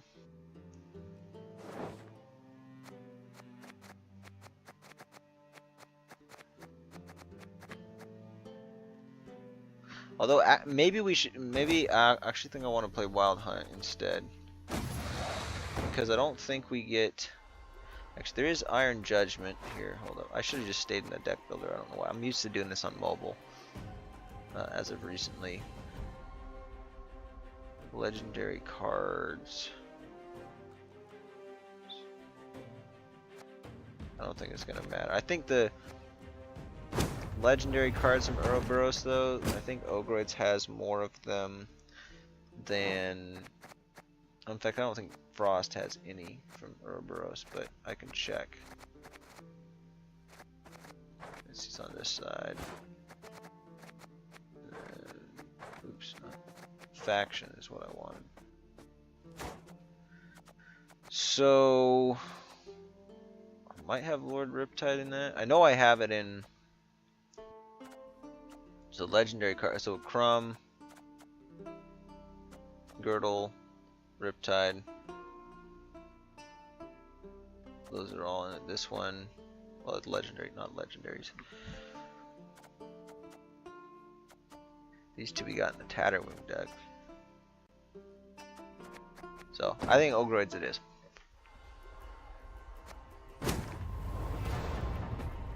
Alright. See how we do.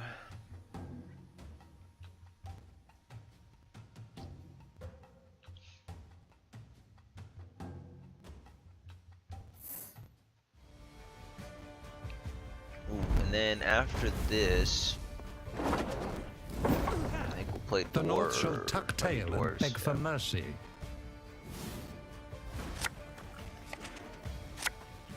Okay, extra cards.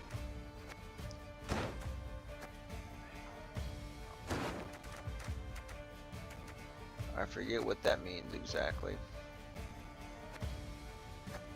That might actually be kind of important.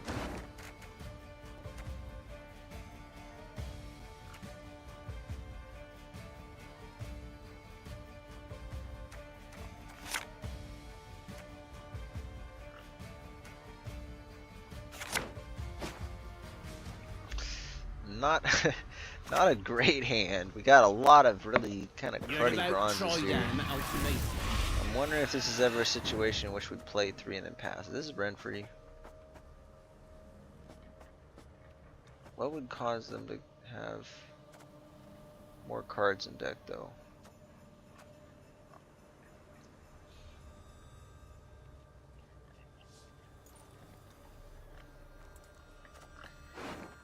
And we might be able, we can either do old spear tip or Crumb though. That would be kind of nice from the Royal Decree.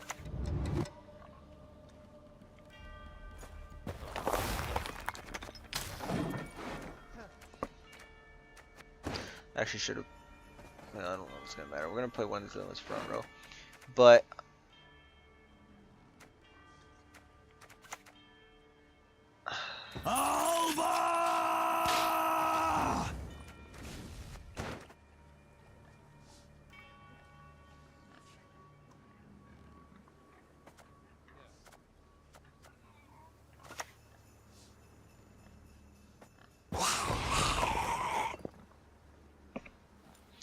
I'm wondering if I ever just boom leader here and then Royal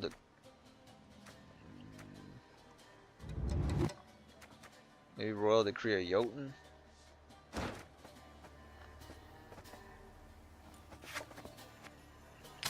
I mean, I don't need it. I don't need might this turn.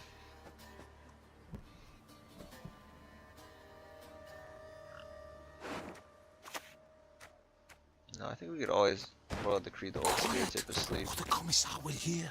Okay, so they're playing those.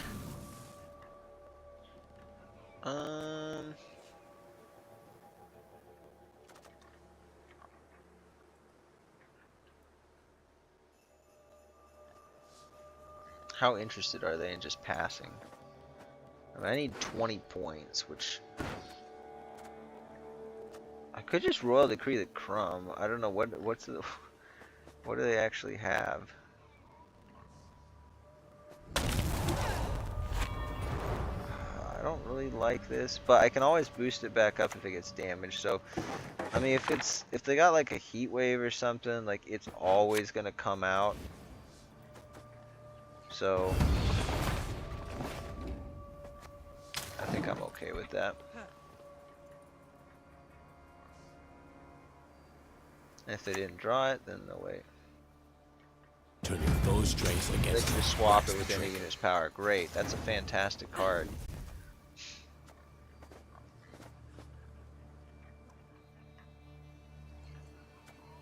Well, I want to try to save.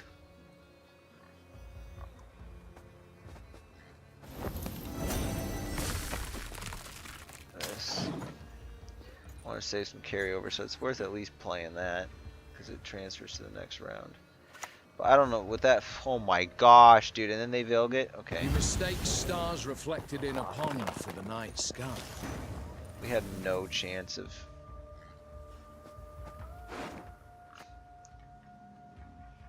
There's literally no chance of catching up at this point. Unless we can get in there in 2 cards. Can we get there in 2 cards? I need 30 points. Oh, 40 points. Sorry. 40 points. There's no way.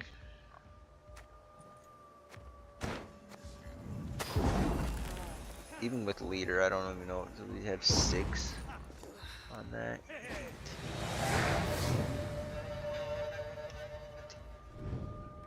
Best I could do would be 33. I think. Well, then we get 2 procs in each of those. So 3, 4, 3, 5, 6, 2, 7. So I could get like 37, but it's still not. Yeah, still not enough.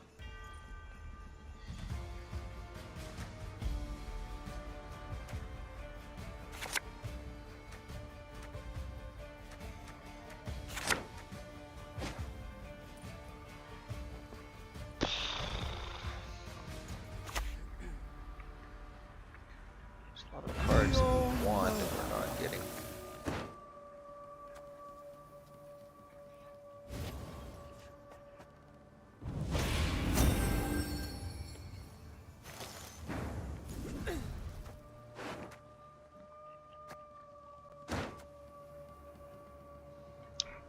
Riptide's kind of trash now.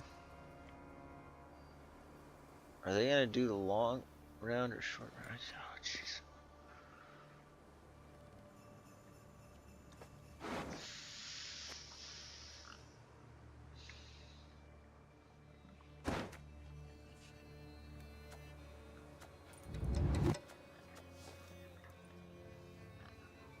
I think I'm okay with dropping a Fuka.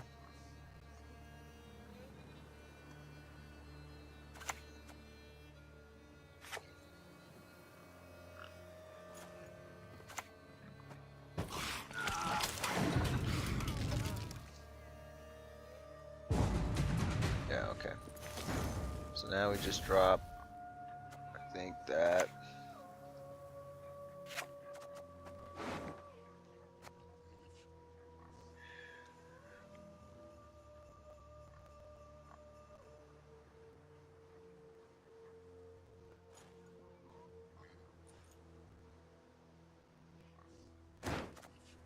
Actually, I probably should have played the gold, because then I could have been potentially.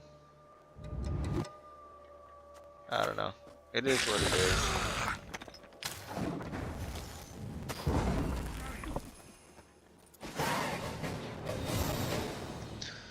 So I'm wondering if that is gonna cost us.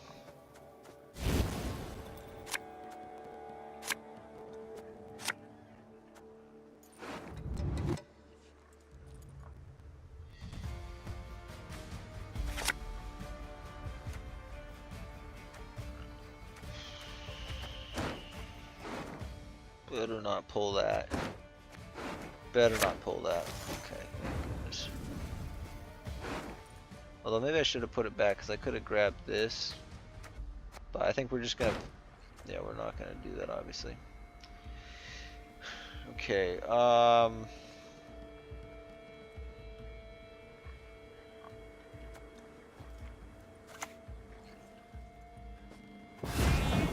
Start with Mr. Scratch a lot.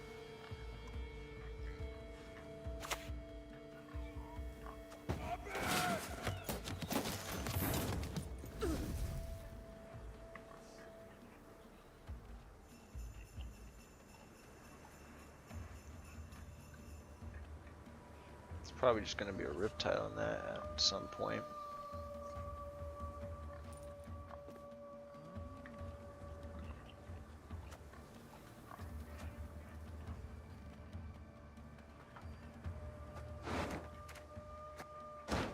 At least we got a good consume on a crumb.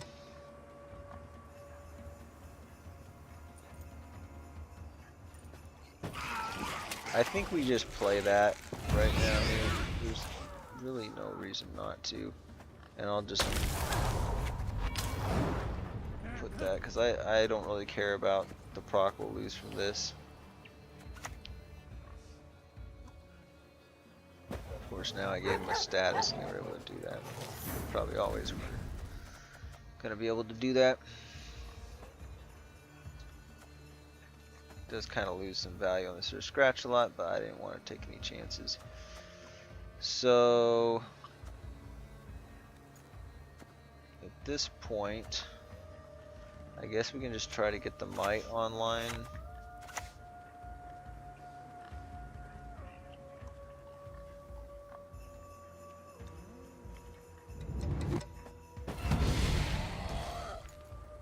Oh, I forgot about that.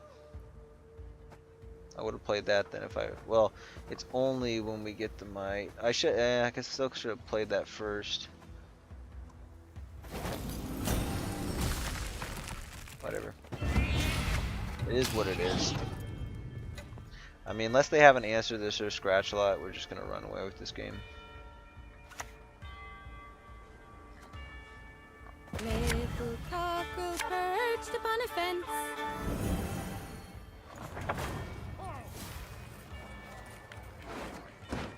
Not all Sir battles need Scratch end Lot's in coming out bloodshed. next. Or not Sir Scratch Lot, but Riptide. Snap and done. A clean Alright. kill. So we need something to use those on, so...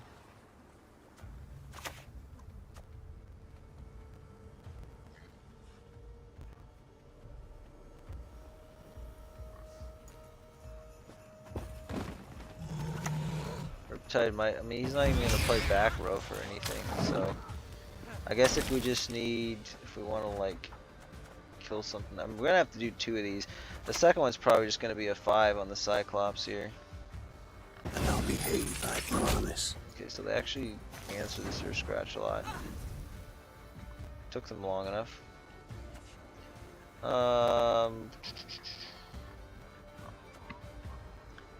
that case, let's...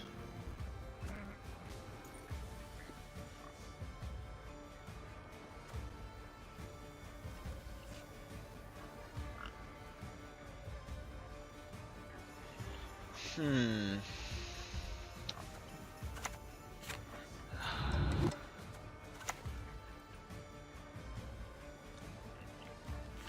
don't know if that's like bait to just try to hit that and then waste points. It could be.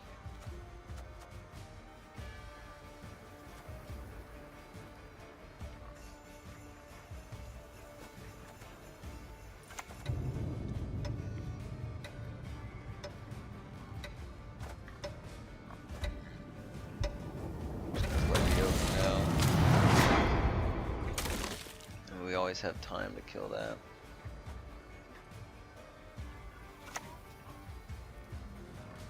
Run free, huh? They'll pay for my stolen birthright. Bronze. It kind of sucks that we... I mean, we got... I would have preferred to do Old Spirit. They would have locked it, though. So, we would have lost 6 points on that, but then we could have saved the Sir Scratch Lot, I think.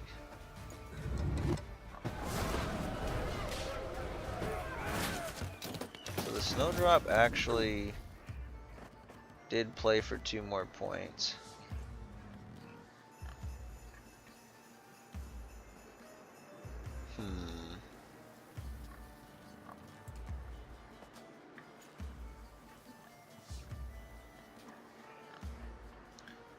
If that's the case, I guess we...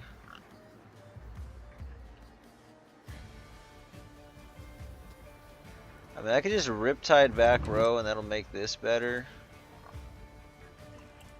So I think that's what we do.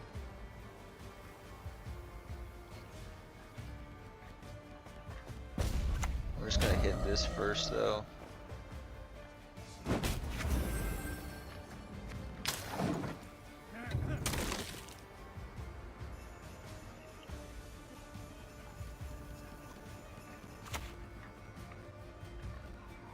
They're dead already.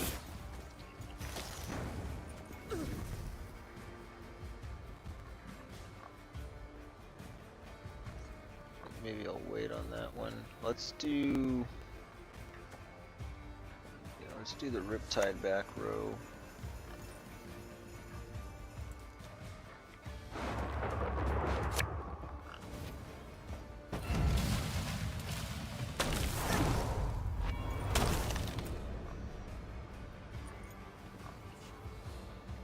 We could greed it out too, and just do this one last, but or do this one and then this one last. But I'm kind of concerned about a tall punish, so I kind of want to keep that. Although that's at 23, this one's actually going to be less, so yeah, there's actually no reason not to greed it out.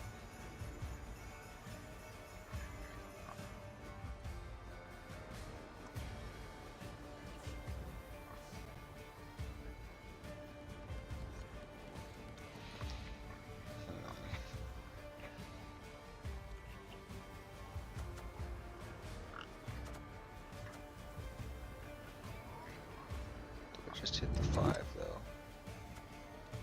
Yeah, this kept growing, so that was actually a mistake for me not to kill it. Should have hit that when I had the chance. Hopefully they don't have a spores. I am concerned that this is bait though.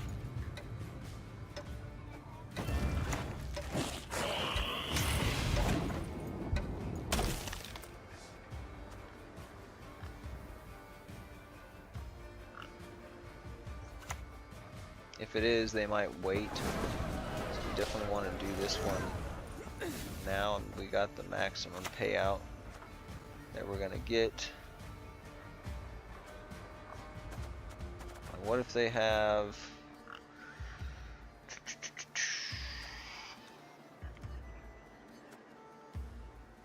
Let's see, 1, 2, 3.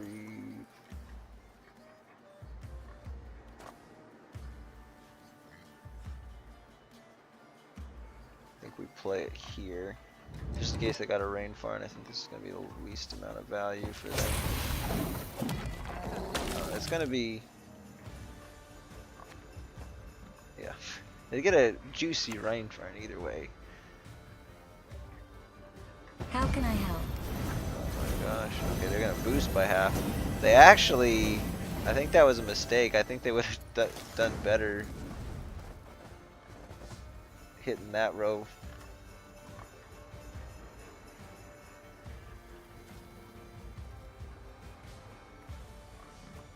Oh, it is my turn, okay. Yeah, I think we just hit the 5 here. Oh, I should have done it on there, but whatever. They might have a tall punish, so I don't really care. They have enough points, though. Oh, they don't have enough. It's just a lock. Oh, 1 by 2. Man, both these decks. I think if they would have played their, I think is it Trish Meteor Shower? It's called. If they would have played it on my front row, I think they would have won, because they only got like, it was 9, probably average boost of like 2.5. Let's just even say it was 3. So 3 times 9. Yeah, like that's like maybe 27 points off of that. But I think they would have, they had like, what, I had 4.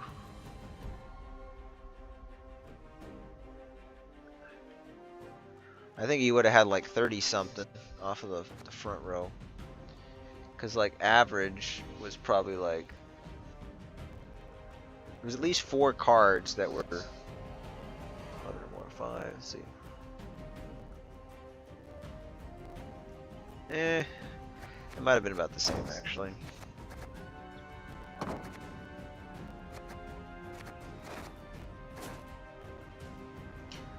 Alright, so didn't quite get this one here.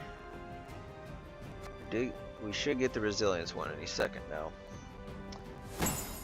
Yep. Okay, so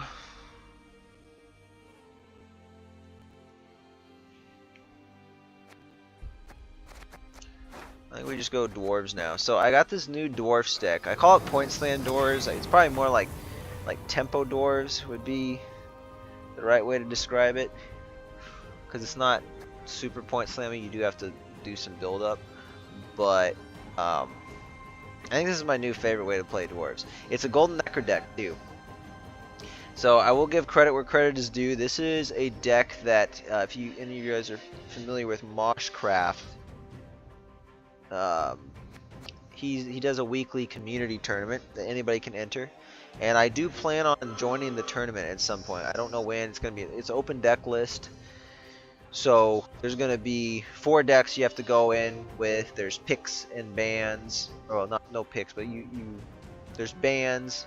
Well, I guess there would be picks and bans. I don't know how the picking which coin you're on and which deck you're going up against. I think you just pick which coin you're on, and then you pick a deck, and then your opponent can pick any deck, but you don't know what deck it is. But each player comes with 4 decks prepared, and before each matchup, before each, each opponent you face, you each get to ban one of your other decks. So you'll have to win 2 out of 3. So you're gonna get 2 out of the 3 of your decks, and you have to win 2 of them, and that's from the beginning all the way up until the final, in which case you have to, it's best of 5. So you're going to have to win one with all 3 of your non-banned decks. So I will join that at some point. I want to try to reach pro rank first, but even if I don't, I still plan on joining, and I might have decent success and be able to make it at least to like a semi-final or something. It'd be cool if we could actually win it. I'm not as good as most of those guys though, for sure. But Pointsland Dwarves, there's one of the guys that joins the tournaments a lot. His name's Kepko, and he sometimes streams. So if you're interested, go out and check out his channel. I don't know if he's just on Twitch or if he's on YouTube, but he was the one that was playing this Dwarves. Now I don't know if he's the one that originated, but that's where I saw it, and I'll just give a very brief overview, and then we're gonna jump into a game with it. So essentially, it's Golden Necker deck. We have Zoltan's Company, Novigrad Justice, Land of 1,000 Fables, and 2 Armor's Workshops. Those are our special cards. Now, Land of 1,000 Fables generally is what we're going to want to use, like have that one in hand, so we could tutor Golden Necker or anything else we need. But, I mean, if we play Land of 1,000 Fables from Golden Necker, it's fine. We'll just play one of the other special cards. We just don't want to make sure that, we just got to make sure that we have something other than this in deck as a special, since this is just a tutor for a special. So, most of the time I'm going to try to pull Armory with it, but there's sometimes we'll just end up pulling Zoltan's Company, which his version, by the way, this is not the exact same as his version. His is Golden Necker, and that's where I got the inspiration, so that's where it determined most of the cards I picked. And Unicorn and Chironex are ones that he played, which I actually think they're very good cards for this deck. So I don't plan on changing this. If I did, I could, and we could go more dwarf focused. I'd probably put like a Monroe Bruise in there, just because of the fact that we have the Zoltan's Company. So it would make a good opening card to do this, and then just hit the Monroe, and we just start flipping them into Dwarven Berserkers. And it could also help with a synergy with some of the armor, because they start out with a good amount of armor, and we just keep stacking armor on those. But anyway, I'm gonna keep playing with the unicorns for now, because I think they're a nice touch, and they help with consistency as well as extra removal if we need it. Keeping things alive. So the main payoff cards though in this are going to be, well, there's a couple things. This is going for a lot of carryover. So we got Siri Nova Resilience, Gabor Ziggurat with Resilience, and Zoltan Shive with Resilience. So this is just a disgusting amount of carryover if we actually get it to work. Right there's 11 and 8. So that's 19 points of carryover if we get them all in 3 rounds. And I have, or all in 1 round, and I have done that. So it can just be brutal to play against, to the point where we could dry pass and probably get 2 or 3 cards out of our opponent if we needed to. But generally speaking, if we can do that round 1, we're just going to push hard, and it has massive 2-0 potential. Dennis Cranmar is going to be one of our main payoffs. We're basically just going to use the Xavier Morin as a nice engine. It's a 1 point per turn engine.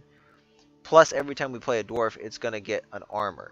So it's going to stack up, it's going to be boosting itself, and it's going to be getting lots of armor. And we're going to try to end up playing, and there's other cards that we'll put it on, but we got Miners as good proactive plays. We'll put armor on the thing. Dwarven Chariot will put up armor on the thing. Armor's Workshops do 3 armor. So these basically are boosting. it's getting 6 points of boost, but then 3 adjacent units was also getting 2 armor and then 3 armor if they've and 3 boost if there's one of these already in the graveyard. So we potentially are getting, and each of the armor effectively, at least on 2 of those units, if we have the Cranmer in hand, equates to points as well. So this is potentially worth, like, if the other one's in graveyard, you know, this is playing for 9 boost total, and then 6 of those armor are playing for additional boost. So it's basically playing for 14 points out of a 5 proficient card. So that's really solid. Armor is giving us 6 boost plus 3 armor, so this is like playing for 9 points here. And Mahakam Marauder is going to, because we have Barricade, since we're playing Mahakam Forge, we already start with an armor on it. So just when we play it, it's going to boost self by the amount of armor a unit has. So these are going to frequently play for like 14, 15 points. Irish Shade's going to essentially do the same thing, only it removes the armor for the target, so this is going to be our finisher. And then of course I have Zoltan's Scoundrel in here just mostly for the Zoltan's Company, just so that way we can get some more payout for it. That's something that Kepco also doesn't have. But Novigrad Justice, this is mostly just going to be a tutor for one of these guys if we miss it, but we can use it for one of the other Bronze Dwarves as well. And Mahakam Volunteers is nice because it helps between that and Dwarven Chariot. It helps get bodies on the board fast, so we can play Armor's Workshop earlier on if we need to. Or Golden Necker if we need to, if we're going to maybe accidentally pull one of those. Or so we can, in a short round, we can just boom, place something there, and then get Zoltan's Shiva out and establish the carryover early on. So it's got a lot of really solid synergies. I found the draws to be quite consistent, so I love this deck, and I'm anticipating good success with it. So this might be the last match, but we'll see.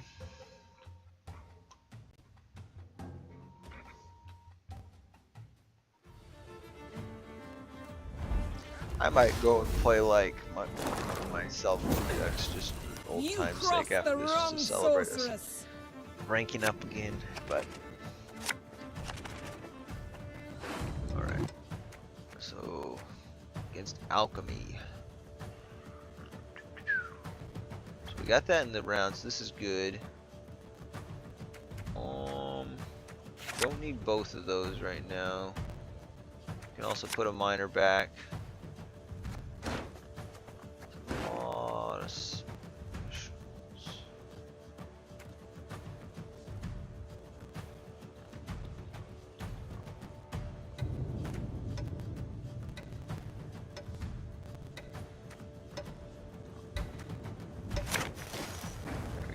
That's good. So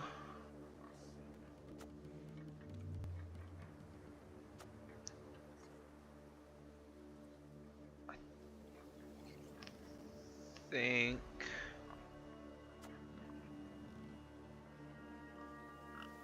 I don't want the chariot to be a good tall punish target.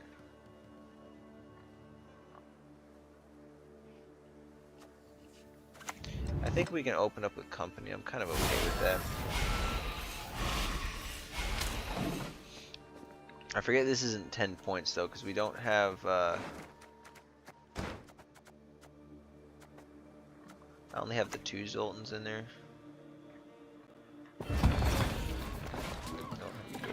One who is blind can yet see.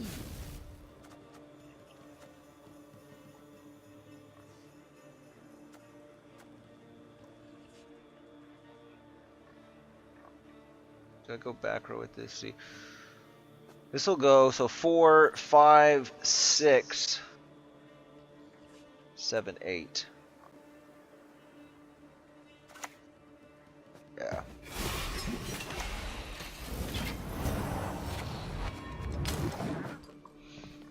Okay, we just got to start establishing the carryover now.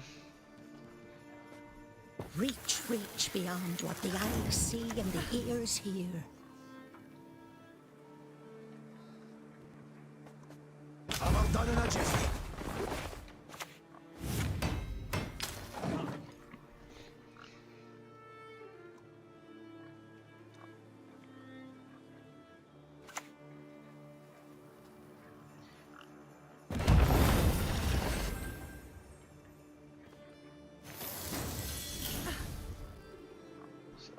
fusions.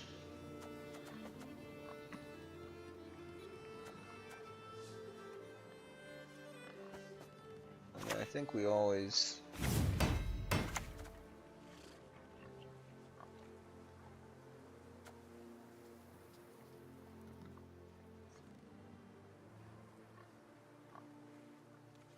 Don't really know that it matters.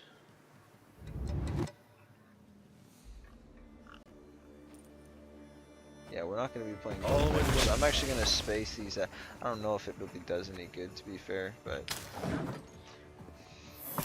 who knows if it gets a pass from them or not. I think they.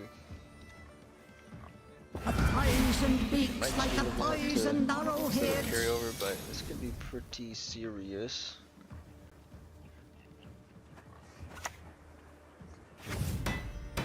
Oh, actually, I should have stacked it on there.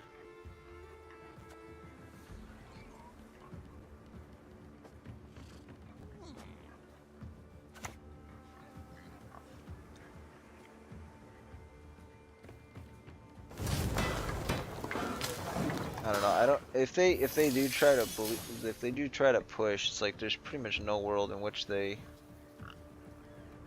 I mean, unless they are willing to play the entire hand, I don't think they'll get it. Which, I mean, I can help you if you wish.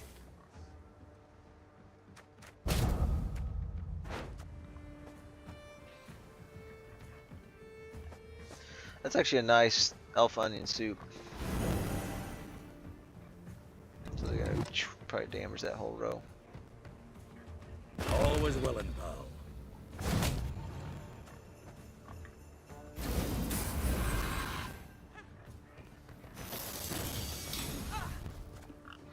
Do I save this is the question. I don't know why I kept stacking. I want to stack on here now.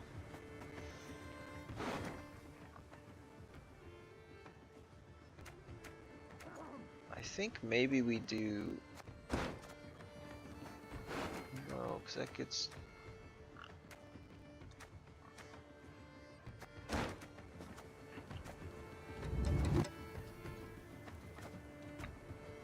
I mean, if we could save that, that would be kind of cool. So I think we'll just try to stack on the row and see what we can do here. I think I only ruined this by like 1 point, like put more armor on that, so it should be fine. For you, my children.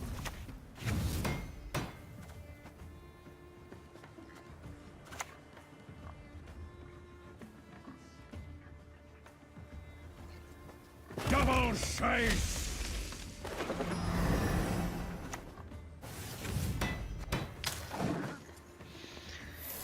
Now, if they have like a heat wave or something, that might make them feel pretty confident.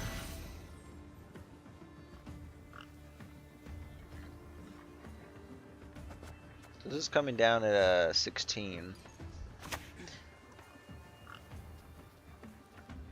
I'm wed to no man, but to the sea and its goddess.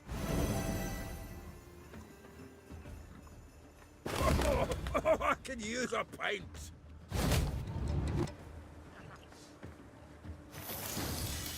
So what exactly did they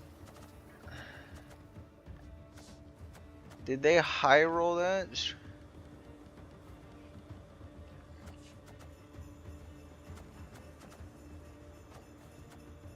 So they just, I'm trying to figure out what happened because they played that already. I'm wondering if I need a little bit of an extra push.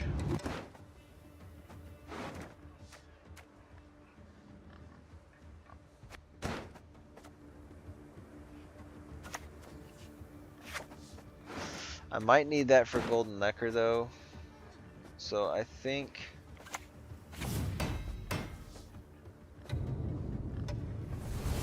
I'm okay with using leader here, I think.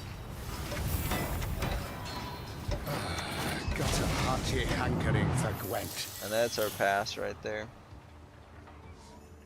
Even if they do end up playing and they win the round, we have a bunch of resilience, so I kind of want to win the round here. Plunge all into murk with a shrill cry.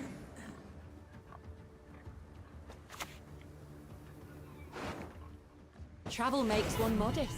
Lets one see the bigger picture. If there was some way of getting the Siri, I would.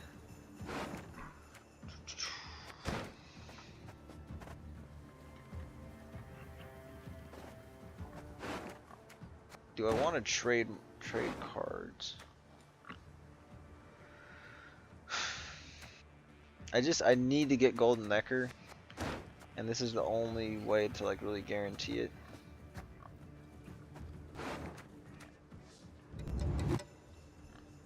Golden Necker definitely seals us the round though.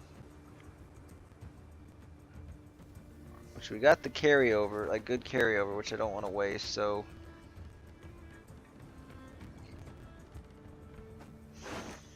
kind of wish I would have played it before we could have done Armor's Workshop.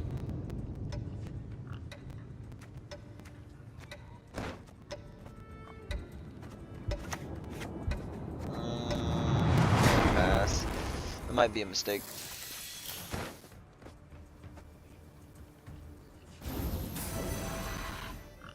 I don't know. It gets us card advantage, and they probably just end up dry passing. Well, no, maybe they don't. I suppose what I could have done, I could have just went Novi Justice, because this would be good to help build armor for Cranmer on multiple targets. See, I could have went Novigrad Justice, and then I just went for the second one. These.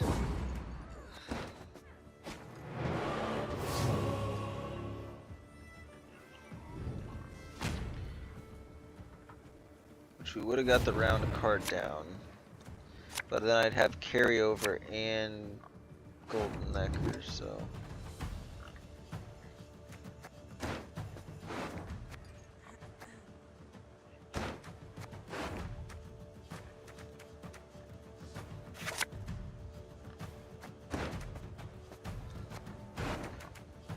They're gonna want to play in though.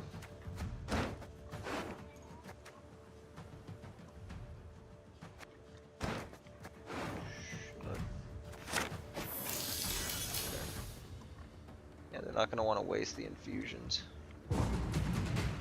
Really?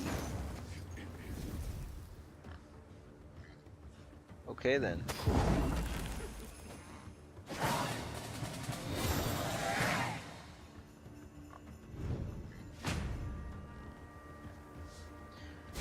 I mean, they do benefit more from the long round, I guess, so.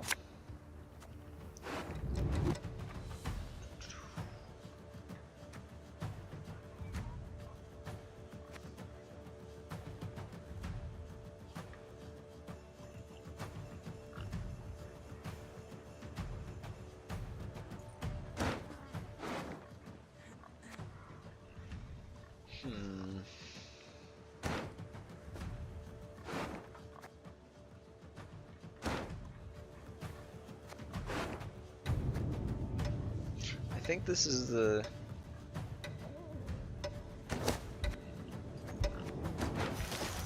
I'm skeptical about Chariot. I don't know if that was the play, but should be fine. I need dwarves there. This will be one, but this is going to come later, so I do think I need it back here. I don't think they have much control here. Play it here, it's fine.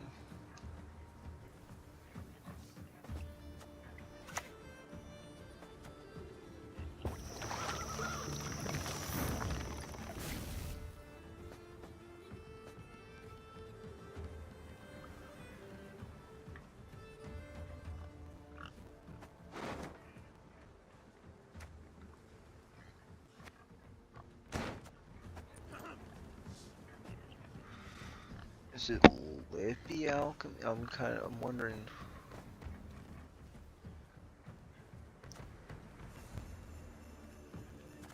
I'm not sure about that. That kind of seems scary.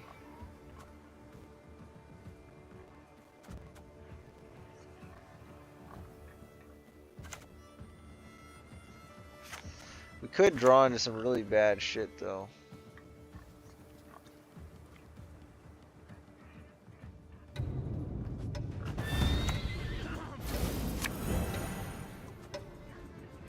Yep, brick. Brick our golden necker. Ah, sucks.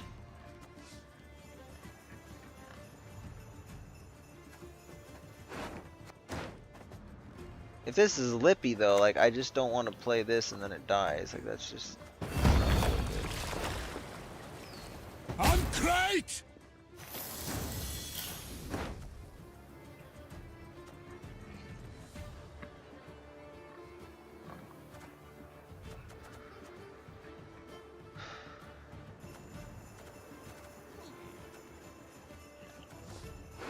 At this point, I kind of want the skirmisher on board. So we might just golden necker right now.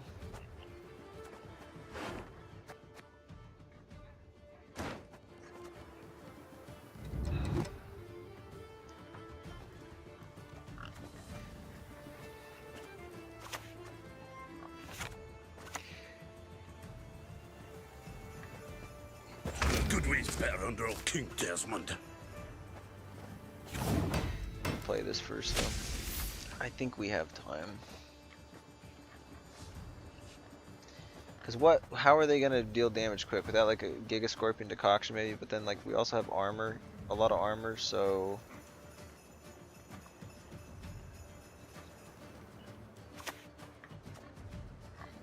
It's time.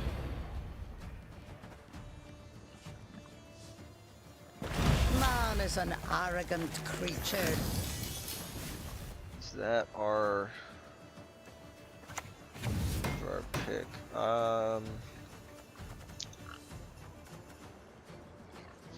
Jeez, I really wish we didn't break Golden Necker. Would have been perfect if we had that.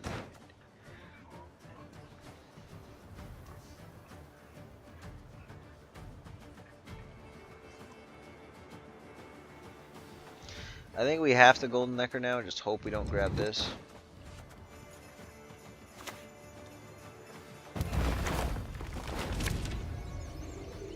Of course, it's the Siri. Don't make me laugh.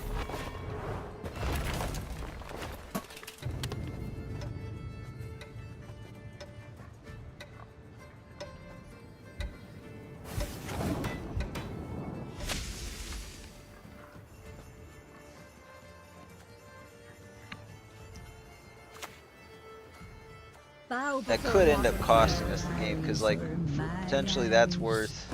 Trust equally in heart and mind. Well, yeah. It could have been worth a lot of points there, a lot of points there. That's worth at least 5, 6, 7 plus 4. That's worth at least 11 points there.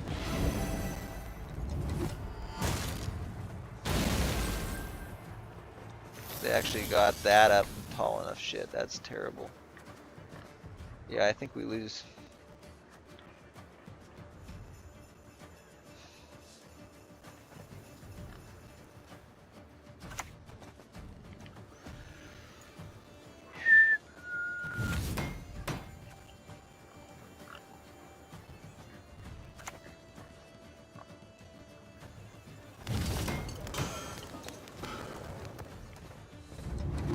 Where I placed that Siri. Yeah, they just got too many points. There's nothing I can do about it. I needed Golden Nectar, not Brick, and I probably needed that to be able to take care of one of these two cards. The thing is, they proc that so quick. I don't know if we could have actually. We're still gonna have good points here, but it's not.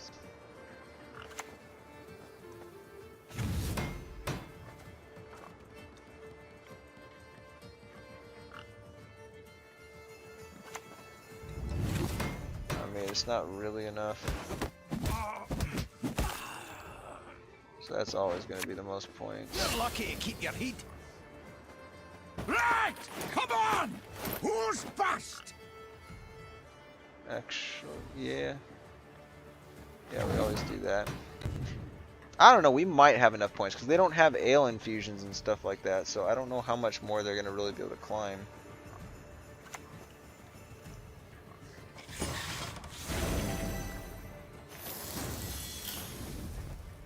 You know, we might actually still have this. As long as they don't have a tall punish, we're actually good. Maybe relax in the heat while I'm at it. Actually, I guess it doesn't even matter if they have it. Okay, what am I talking about? We are Gucci. We've met. I don't recall. Okay. I was stressing out over nothing. We won by 19 points. Or 19, what am I talking? 29, I mean. Alright, so we're rank 3 now. But yeah, this deck was even really solid at rank 2. I mean, technically this deck could easily take me to pro rank. In fact, I wouldn't be surprised if this is the deck that gets me there, just because it's usually quite consistent. So, I like it. I hope you guys liked it too. So, do I play another game or not? How many games did we get in today? Was it 5 or 4? 5. A little bit slow for the stream. I should be able to get 5 in about an hour, and even including a little bit of talking, probably like an hour and a half, hour 20.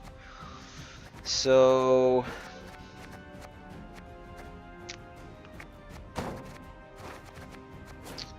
is there anything our viewers would like to see? Otherwise, I'm probably just going to play a Skellige deck.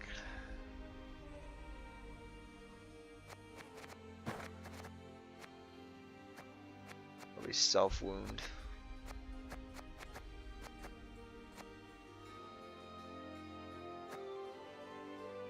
Questioner's Golden Necker self-wound.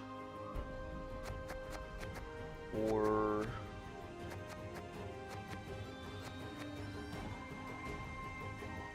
actually, I could play the Elves Trap Set, because I don't know if I played this on the last stream. But that's been very consistent for me. I mean, I was climbing rank 2, like I won like 4 or 5 matches in a row with it. I think it was only 4, but then I had a bunch of disconnects too, so it was like that's why I started so low on rank 4. Otherwise, I would have been like right like a game or 2 away from rank 3. But I had a bunch of like disconnects, and then afterwards I was just like, yeah, I'm back down to like 2. It was like 1 out of 5 or 2 out of 5 or something. So I'm just like, I'm just gonna play a bunch of decks that I just need for the challenges, but I don't think are as competitive. So, and Ivo Enslave is increased in popularity again. I don't know exactly why, but like I started seeing a ton at the end of last season.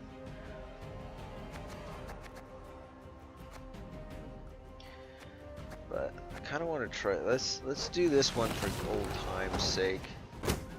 I have to. We're provisioned below because of the Sigvald nerf, though. So I gotta figure out what we're gonna change. I think it's probably gonna be the Yuana.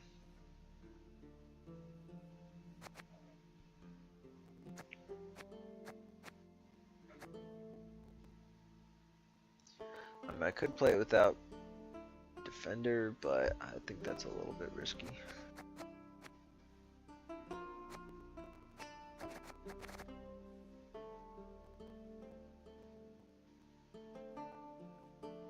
The nice thing, hopefully the Sigval goes back to 10, because this actually was a perfect deck to play with. Because I love the Ioana synergy with Blue Boy. It's crazy.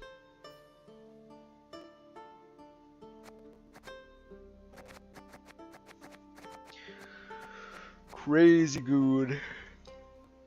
I could, excuse me. I could do Grimmist for just like another Crow's Eye or something.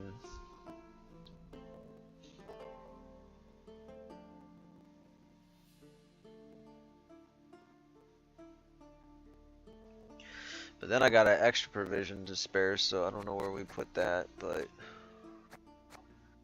it's a thought.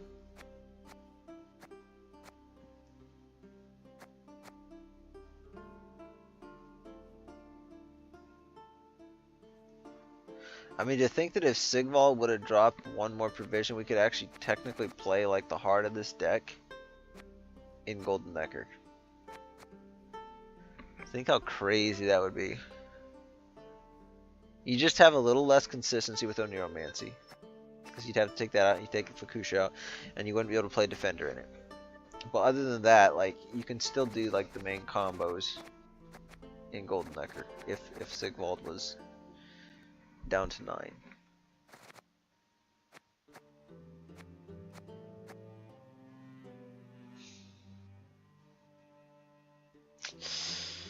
Oh man, I don't know. You want LA unit by 2? Okay, so to be fair, this is only synergy with the Blue Boy.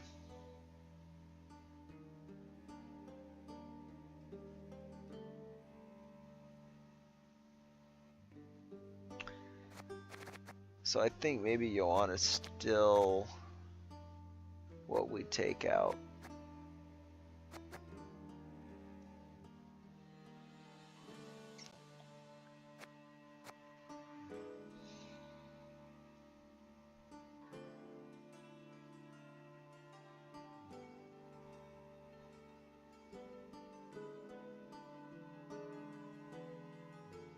Unless we took out Giga Scorpion Decoction, but I do like that for the Blue Boy as well. Just plus it helps us remove, if we need to remove an engine directly that's like, or something that's like 6 power, we can do that.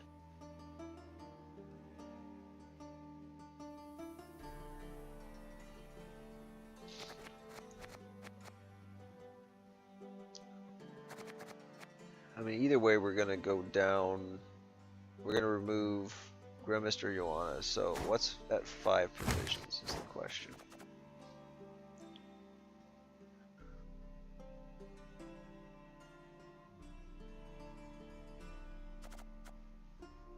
Raging Bear's not a bad pick.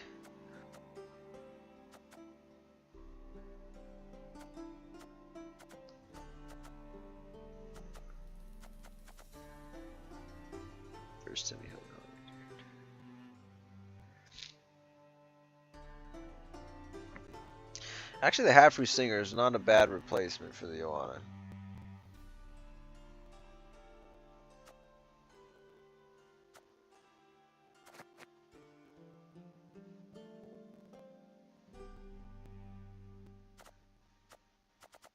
The only thing is the Ioana, this is also, Prestige Veteran would be a good one at 5, but I think I'm just going to try to keep it similar, and we'll take out the Ioana and put in the Half-Roof Singer.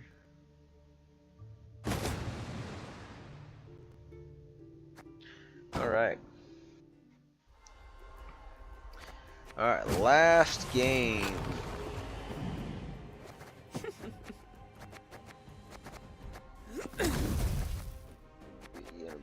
Kit it out.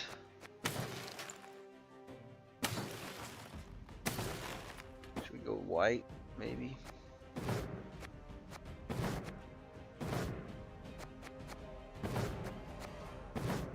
Oh, there is a... Let's see, battle... Battle Mage armor. There is a challenge for that, so I think we'll just go Battle Mage actually.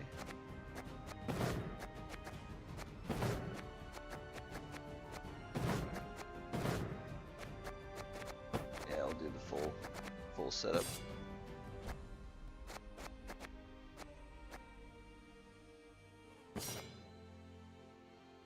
I think this one's so good for like a lot of different archetypes. Like it's perfect for White Frost. It's good for Skellige. But this one, the Necromancy, we'll do it because it's new and because we're kind of doing a lot of resurrection stuff. So I don't know if it's the wisest thing, but I do like kind of matching it up to what I'm playing. So it does kind of telegraph the deck a little bit. But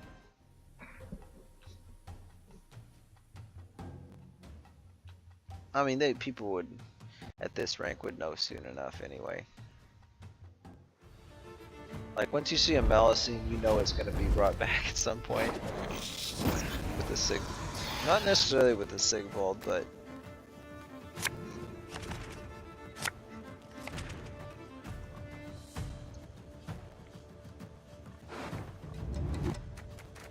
actually, I just realized Fukusha can't bring back the Sigvald anymore, so Sigvald has to be summons, and Fukusha's going to be on the Malacine. So I don't think they got direct control.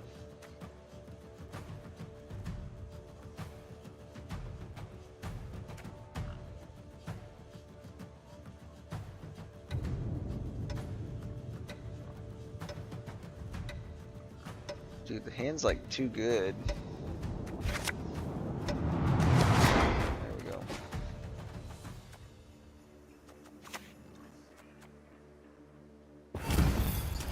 Come to me.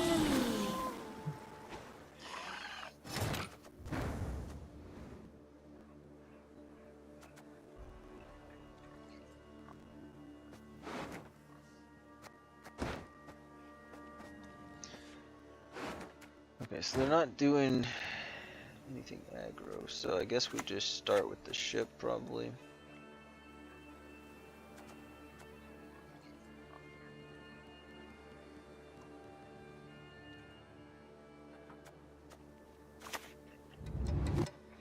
Yeah, we'll just do ship, Malacine, Svalblood Priest.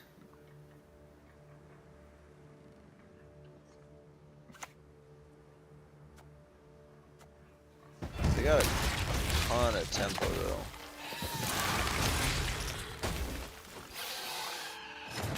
That's scary. 2 turns in, 32 points. Jeez. But they're playing Death Wish, so like the blue boy wouldn't actually be that good this turn. So I don't know if there's any. Like I'm kind of even wondering if you play the Malacine, because I'm not gonna probably be staying in the round. It almost might be better to defend the bleed with it, but we got the Fukusha in hand, which is gonna bring it back anyway. So we won't commit the Sigvald. Plus, I think we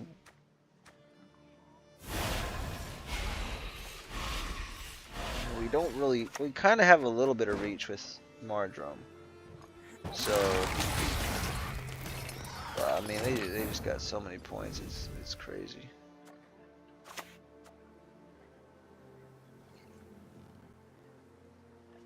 Fill our hearts with wrath!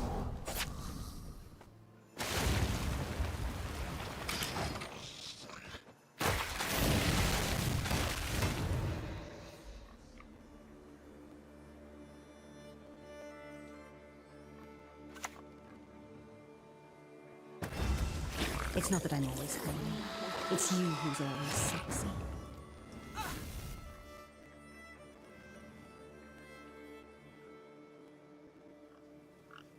We could also get reach with the Restore, maybe.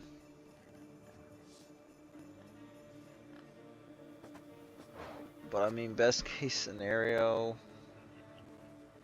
5.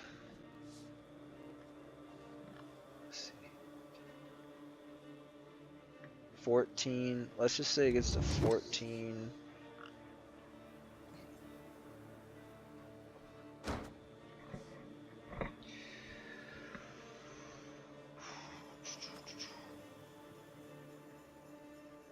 I don't know, man.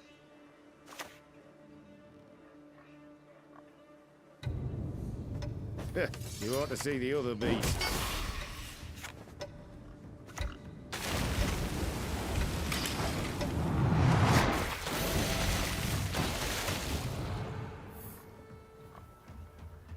I think we got. If they pass here, we might not have reach. If they pass the next round, though, it might be okay. Ouch. Okay, do I ever play the next?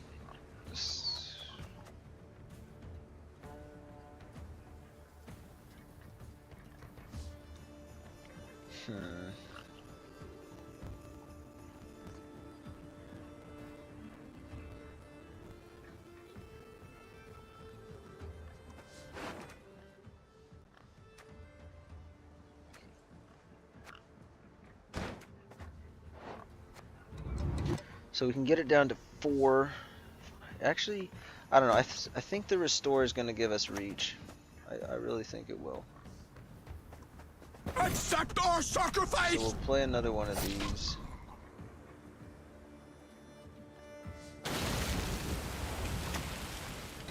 You gotta be quick.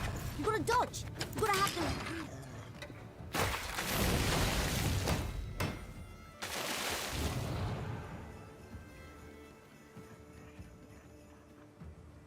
At the very least, me just taking a while and looking at my deck, if they're seeing, they might be like, oh, they've done the calculation and they can. To be fair, I don't really know if I have. I mean, it's a lot. It's like, I need 30 points.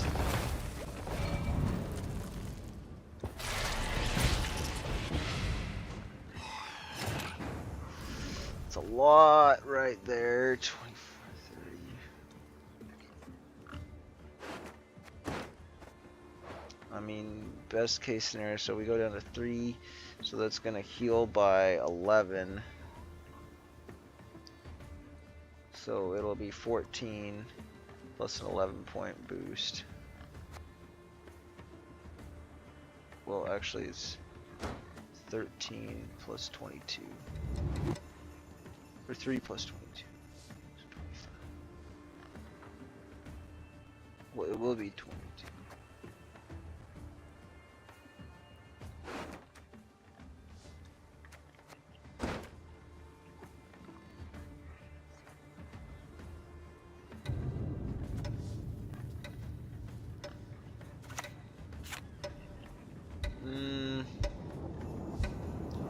I'm gonna pass. I don't know. I think it's a little bit risky. I think we can defend the bleed okay.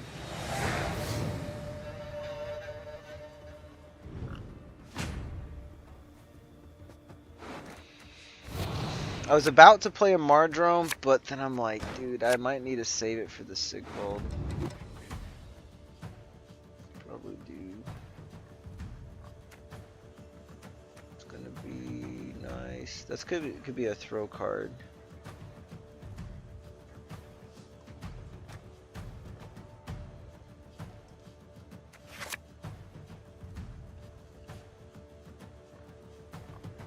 To be fair though, when are we actually gonna get a better restore off? Unless I'm hitting with like Newt the Callus.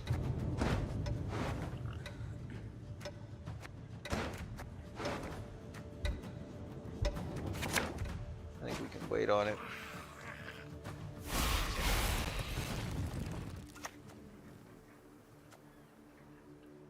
Okay, dang.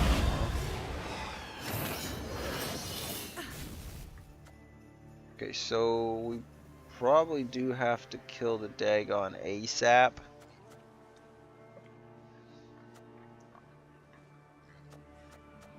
Which makes me wonder. I could actually restore the Melusine really well here. I don't think we're gonna have to purify anything. I want to stay ahead, so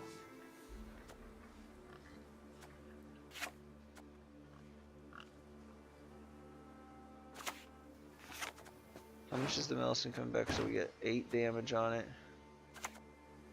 Just in case they...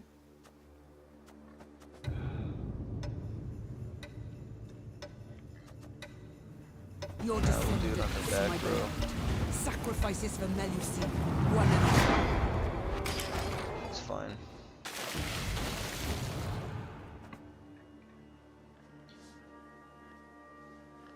Just bring the Newt out next.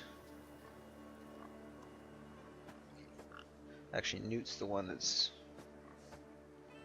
No, we'll purify this, obviously.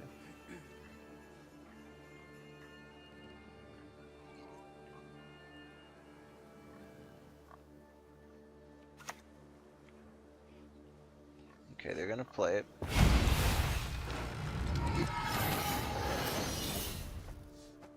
Don't have that. So, yeah, we gotta go...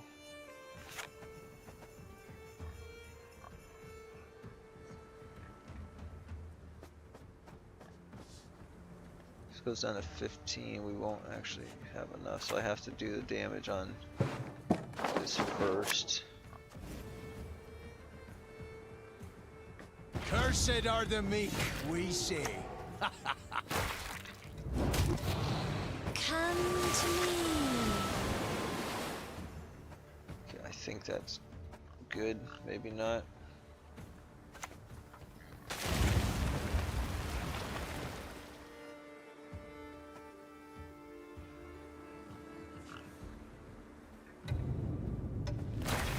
Gonna do 1 for now.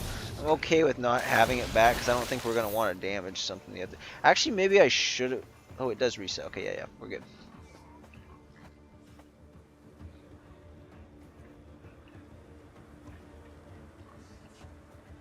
See, if I played this to the left, no, I think it'll still reset. I don't know. I think I've had some weird situations where it didn't reset when if I didn't damage it down on my turn.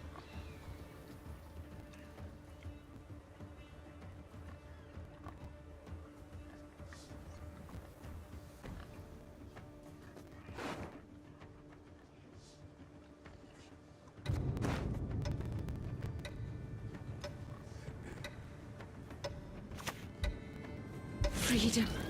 I long for freedom. Oh wow, it's a brick. Interesting.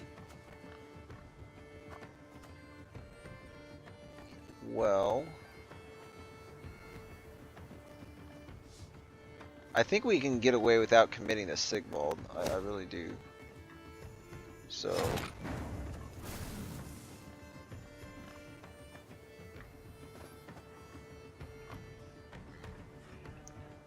we'll definitely... I mean, that gets a boost there. Can I...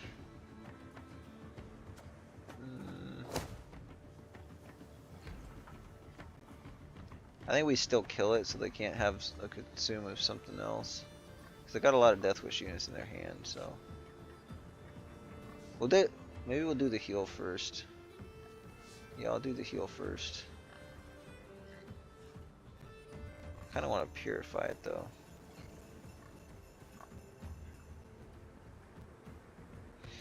Okay, I guess our opponent's just gonna disconnect instead.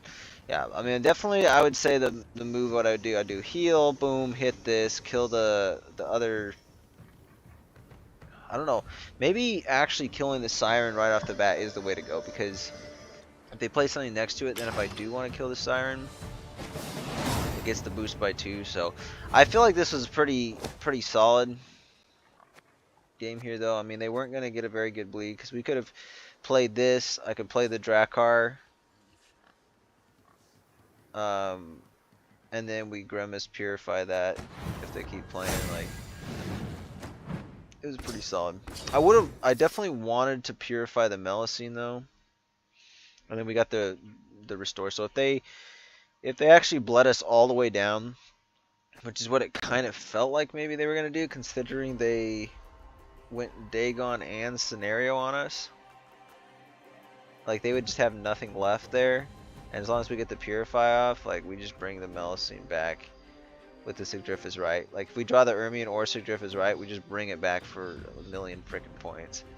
So this is another one of those decks I kind of quit playing after I was able to climb up to like rank 3 or so. Like I used it to get to rank 5, from 6 to 5, and that was a bit of a hurdle for me at that time because I didn't have my decks built out as well. Like it was during this, like I climbed pretty fast, so it was still the stage of the game where I didn't have a lot of the cards for the ideal versions of the deck, so I was kind of creating suboptimal ones. That's what I found, like until you play, unless you're just winning games like crazy to begin with, generally like until you get about like 100,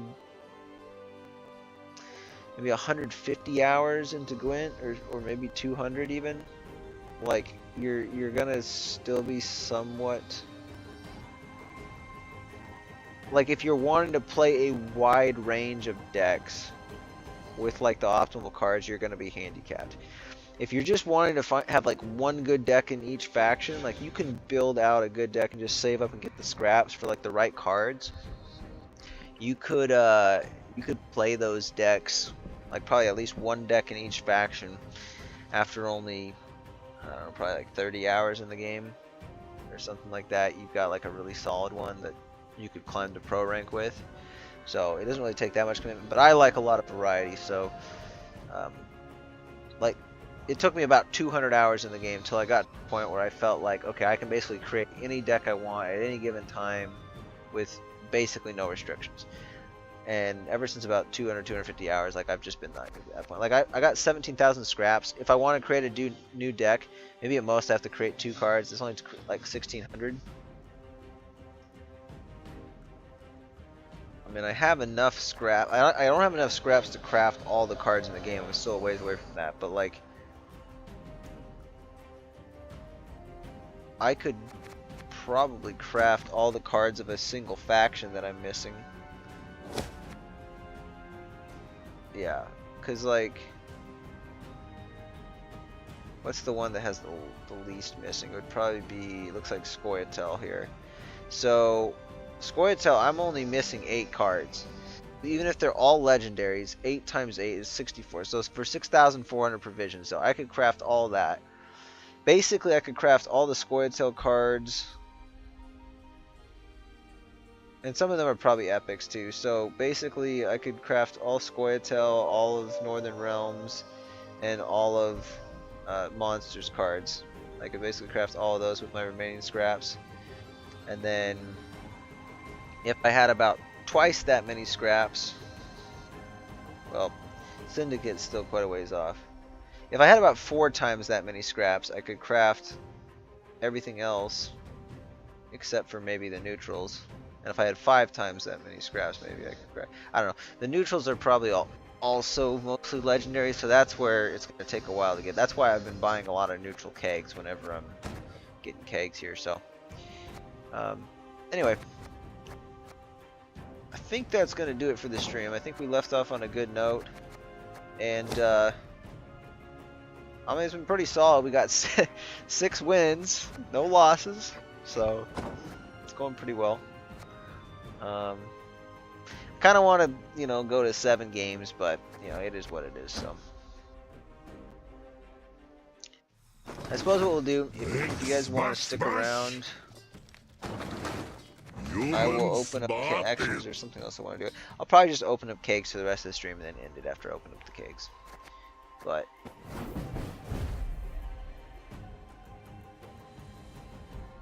actually, I wanted to show this mode. So this is a fun mode. It's called Irresistible Attraction. It's a little bit random, but it just, whenever you play a non-spawn unit, move a random enemy unit with the same power to the opposite side. So, and I have a good, perfect deck for this. So we're gonna play this. This is just gonna be for funsies. So go quick. So we're gonna play our hand buff Invigorate deck. Well, that's literally the definition of Invigorate, but it's the rent-free Invigorate deck. And So every single card we have is a unit, which means most turns we're going to be stealing something. We also, since we have Invigorate, we could boost a card in our hand up to a particular amount, so it gives us more flexibility. Plus this deck just has a ton of points too. So You shall die, worm. obviously with the steals, if they are doing control, it's probably not going to too much, but most of ours are going to get boosted out of that range anyway.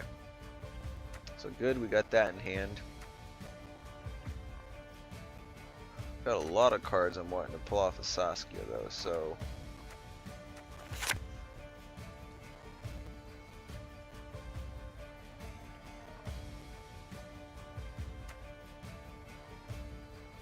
this is the one I generally want to pull off of Saskia though. Okay, that's a pretty good opening. We're missing Igleus though, that's what I don't like. Missing Igleus and Saskia. What the heck? The opponent just... Are you freaking kidding me?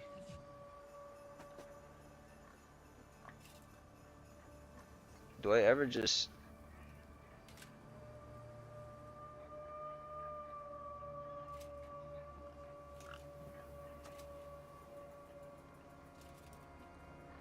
I'm not gonna summon a strong...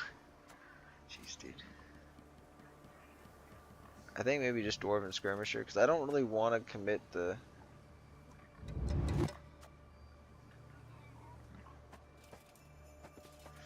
we kind of have to, actually.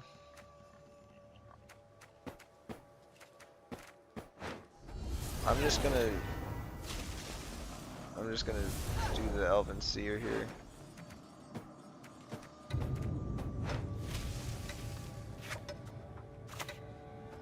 Not afraid?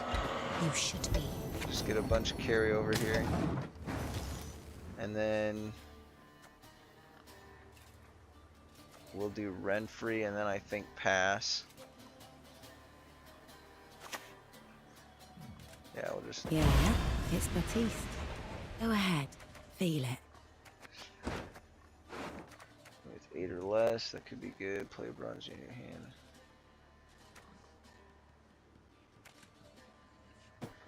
Maybe we can get cooldown 8. Yeah, I think so. Yeah, cooldown 8. Sweet.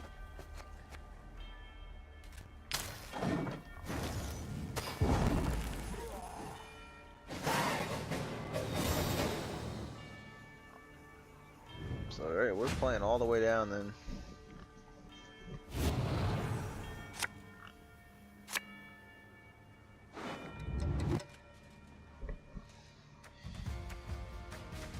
That'll help us thin.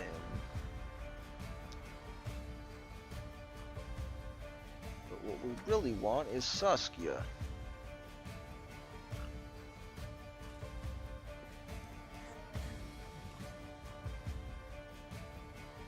I think we just take that out.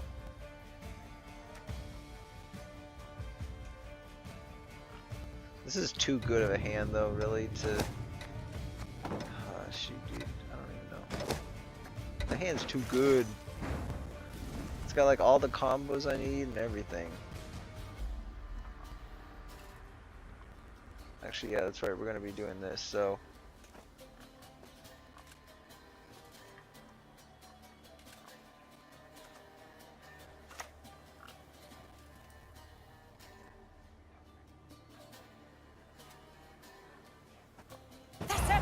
do that, and then play a bronze unit, and then so I'll start out with this.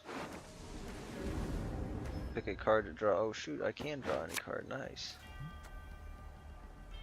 Wait, I didn't. So look at the top 3. Okay, yeah.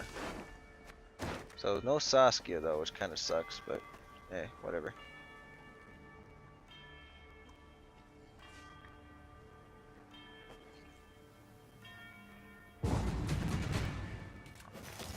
Dude, what are they? Come on. You're not even playing the game. Dude, that would have been so fun. I mean, we were guaranteed to win that from the beginning, though. Like, that was nuts, though. Like, we would have had an insane amount of points. The only thing that kept us from, like, really stomping them was the Glace. It wasn't going to be huge that game. Hey, win 100 standard games in the February season. So, this is actually going to be, I think, the first season that I get the, let's see. Yeah, because January, I just barely missed the 150 games. In December, same, well, actually December never was that close, but, yeah, this was about to be the first one, but I didn't, the last few days of the season, I didn't actually have any time to play, so I didn't manage to finish that up, but finish it up next January. So it's been two years now that I've missed that. But February we're definitely gonna get it. So that'll be the first one that I complete the entire challenge for. March, I don't think we're gonna get March. It's a lot. Well, we might. I don't know how much I'll be playing at that point though. It's a little bit too far out to say, but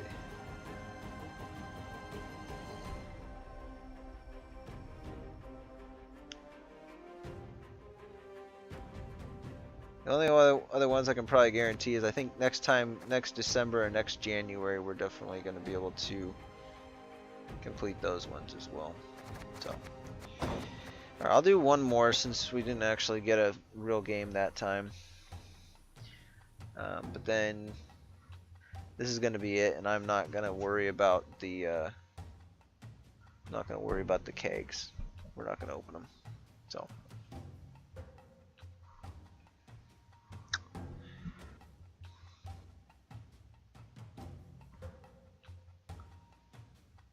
This is a moderately successful stream.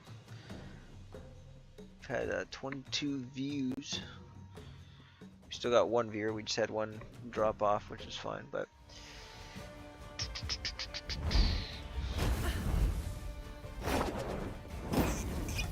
your powers of deduction seem to have waned not one bit. average view duration 13 minutes. Not too bad. Okay, so we got a lot of the good cards in hand. That's nice. Triad. Don't have that. That can go back. I like Dwarf, Elf, and Dryad. I'm not gonna be playing that, so.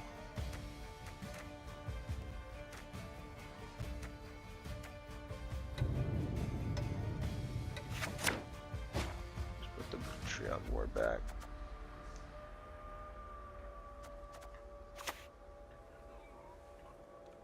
No one wanted these lands, so I up and took them.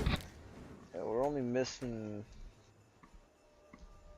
I mean, Saskia, maybe Renfrey, Dunka. Sheldon's the only one I'm really missing in hand here that I kind of would want.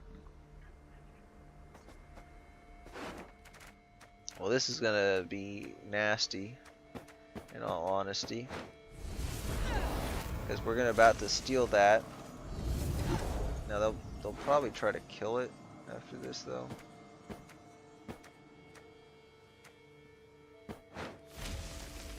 Just gonna do that. Not afraid? You should be. Huge, dude! Look at that. My luck skill has increased. Perfect target. So yeah, whenever you play another unit, damage all enemy units with the same provision cost by 1.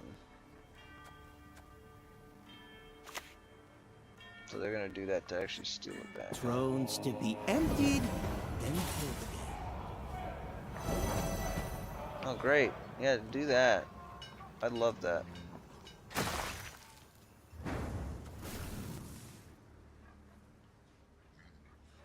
We don't have we kind of have movement going.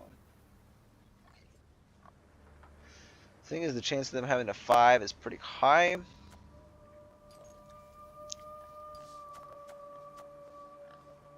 I don't really want them to steal that, but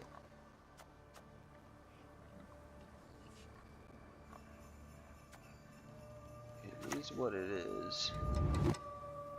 Kind of need to protect the elf. You know, maybe we just leader here. I think I'm just gonna leader again.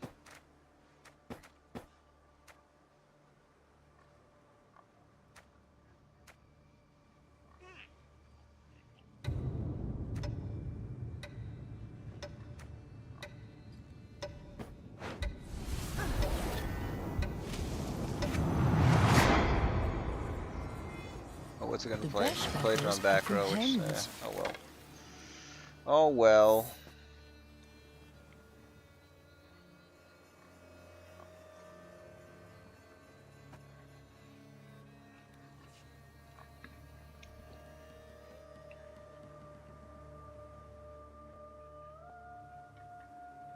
I don't even know what this is. Soldiers, cultists, is that a thing? I guess.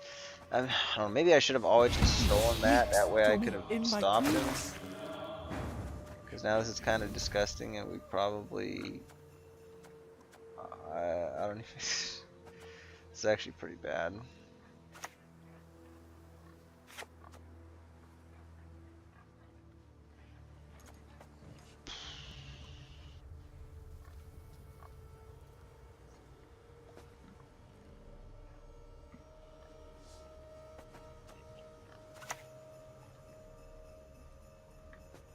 I could drown you in a single drop. I'll just play the dwarf next, and then play this, and then try to get out. I might actually the Sienna, just to try to, to defend against this scenario. I've seen the foul beast and its retinue. Oh, that's disgusting. I mean, honestly,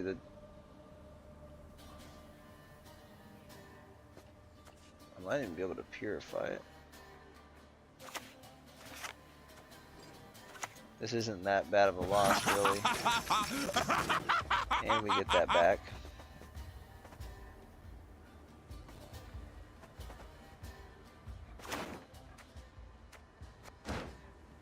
Okay, so do I do 5?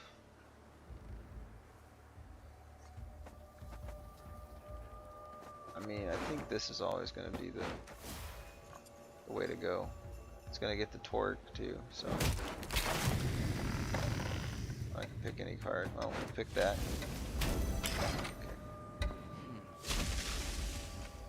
Okay. Get lucky.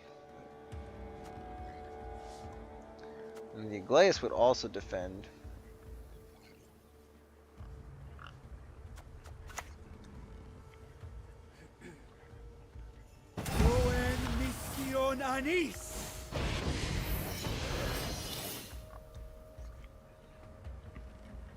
Okay, we can get a 6. This is pretty good. I don't think they're gonna get anything if this is 6 on deploy. Now, hopefully this doesn't steal that. Jesus! I got this. Okay, well, we still get, hopefully, this. I mean, either way.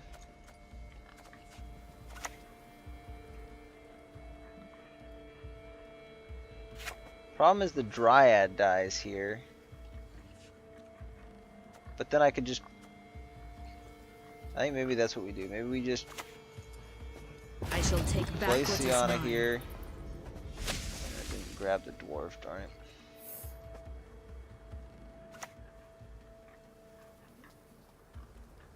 Elevate the worthy, discard One the more jack. feather, and we're done. Yeah, I'll just... I think I'll just boost the Igleus. Let me make sure this is actually enough. 6, 11. So it'll double it. So it's 11 to 22.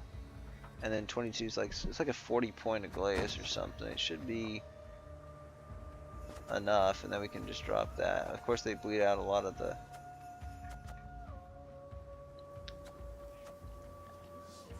Seven. We might be able to get this back actually. If they, because this is gonna boost by 1, right? Oh no, it's just gonna go this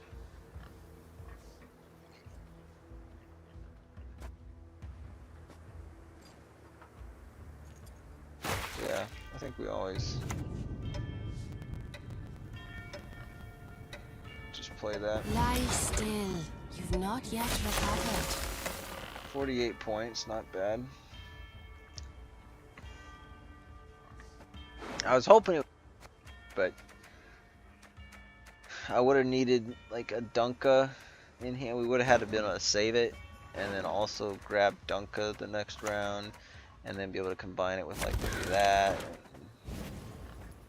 I mean, you can easily get this up with the Sienna. This can easily Everyone be like has their 67 secrets. card. If you do it right.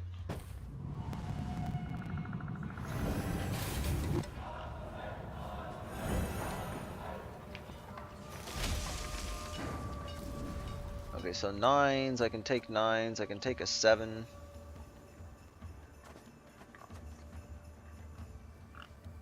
I think we take the 7, that makes more sense, because this might still go to 9.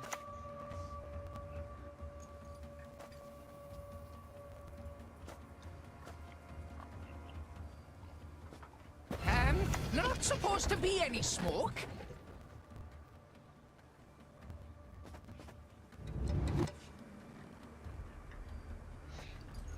By 3. So this goes to 10. Are they gonna have a 10? Are they playing? No, I don't think so. I think we're safe.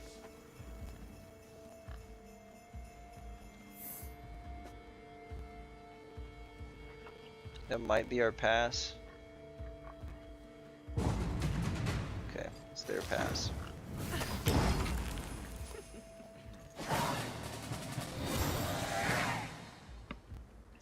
If we get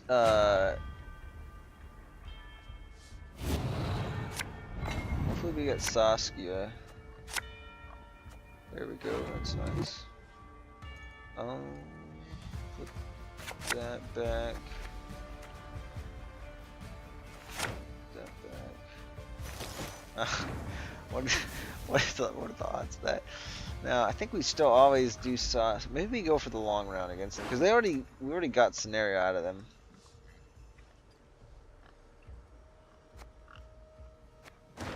And I don't know how effectively I could actually bleed here. I mean, playing Renfrey's gang is nice, I guess, but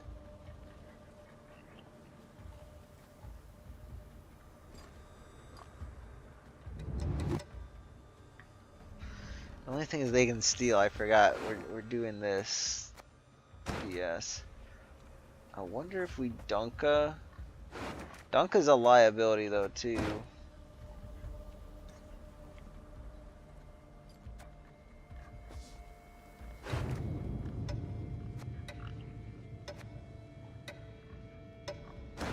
I think we take the long round.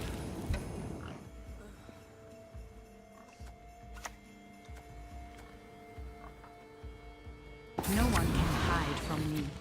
Damn it. You're about try them out That to me. sucks. I mean, I loved where that was at until they did this. So...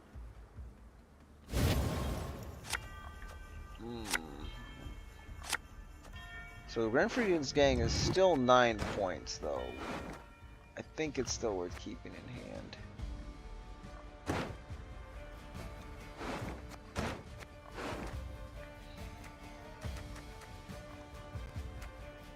It's gonna be pretty nice. We'll put 1 back for sure.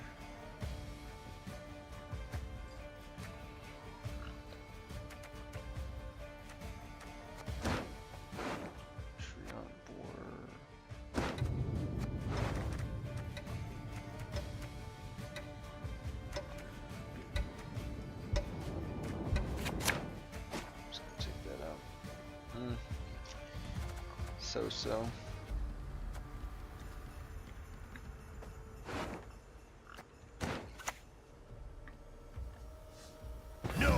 some skimpy I wonder if girl. I should have kept the hand. Because this probably isn't going to be any good. I do have a 5. Whenever you play another unit damage on.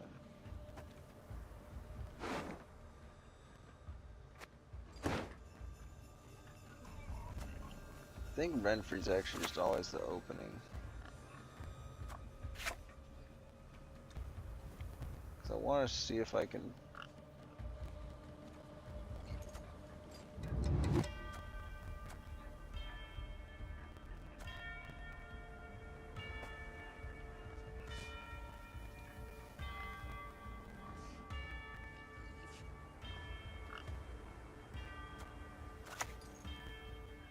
Just gotta do They that. used to call me Shrike. Wanna know why?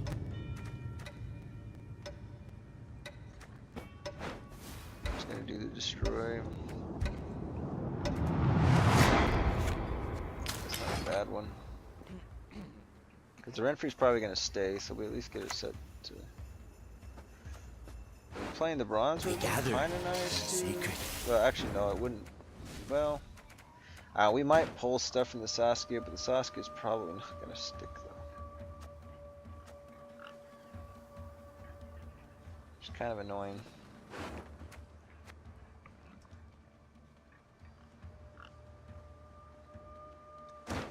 So I want to try to get the. I think maybe playing this first is gonna be the way to go, because then we can pull Cat Witcher off of that.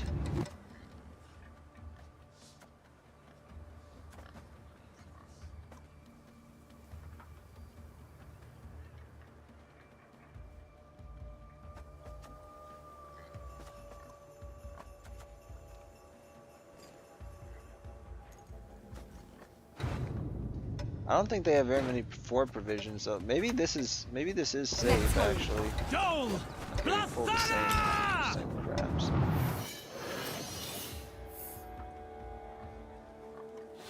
Protect against it kinda. Okay, so they're probably gonna do this and then play a 3. Oh, they do get it. Please do not get Saskia. History shall remember the Yes. Ardean. We conquered Gesso. These Nordling Goodness. scum are no better.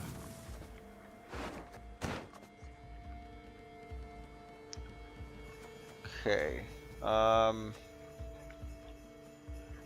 We do a 4 here.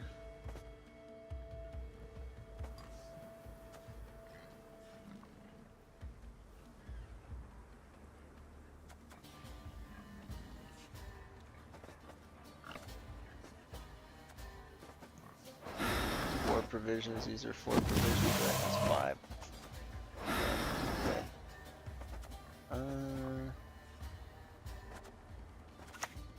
Actually, this is kind of crap, to be fair.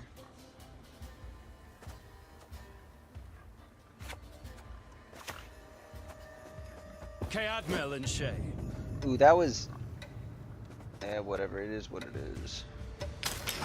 It is what it is. Right, Major might have been the way to go, but I don't think they're gonna have anything they can do to like damage that. Ah, this one's got spirit.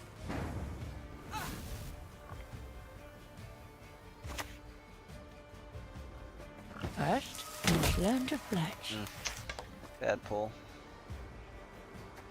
Wait, oh, I was like, why is it not moving? Feels like a temptation with passing day.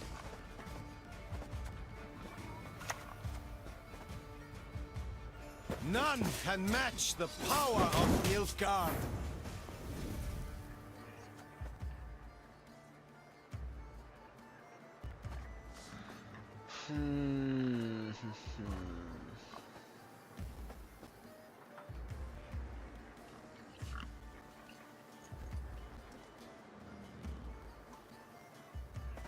Do I ever bump that up by 2?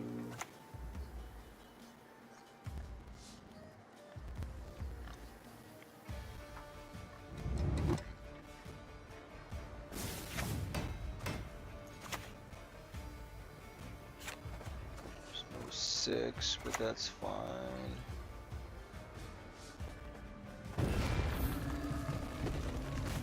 Oh, that's not actually gonna. Yeah, whatever.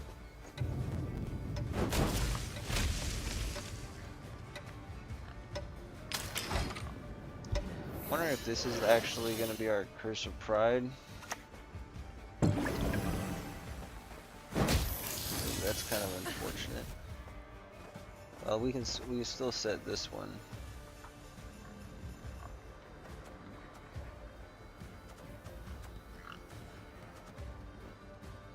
Okay, our we get a good 6 though.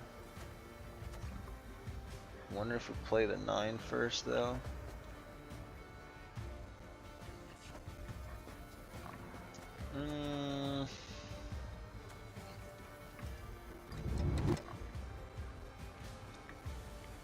Do we gamble on it?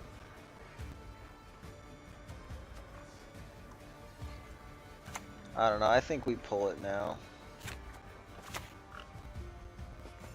Nigh is the time of the sword and axe. I was actually going to do it on melee, unfortunately.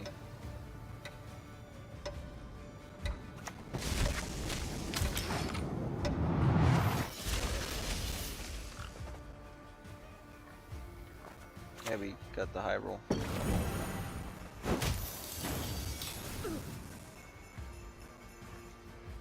So we're going to damage by 4.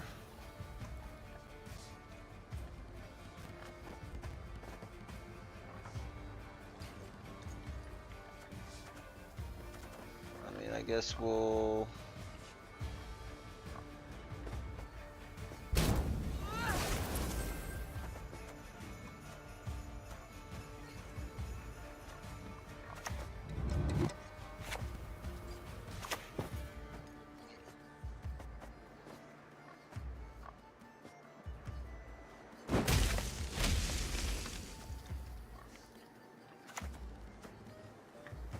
Sharpen the bolts, boys!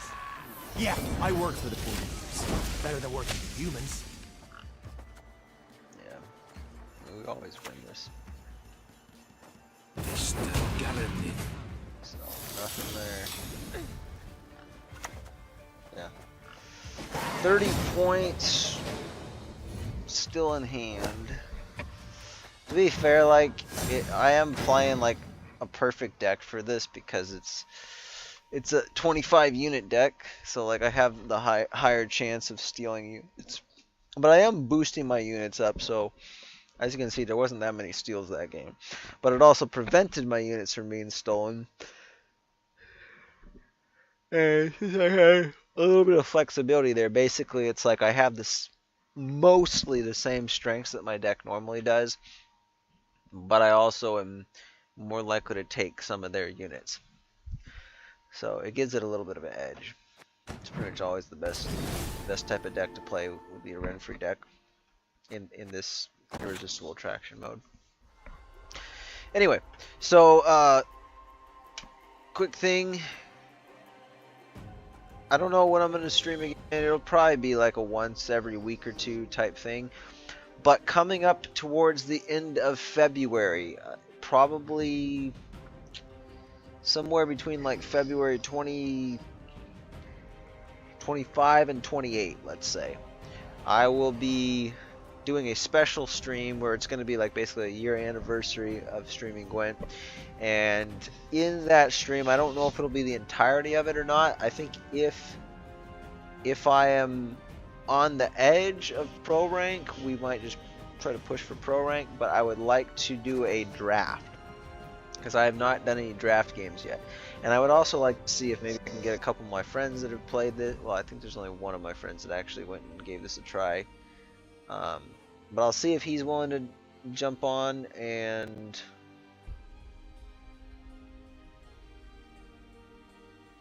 maybe give a custom match a go.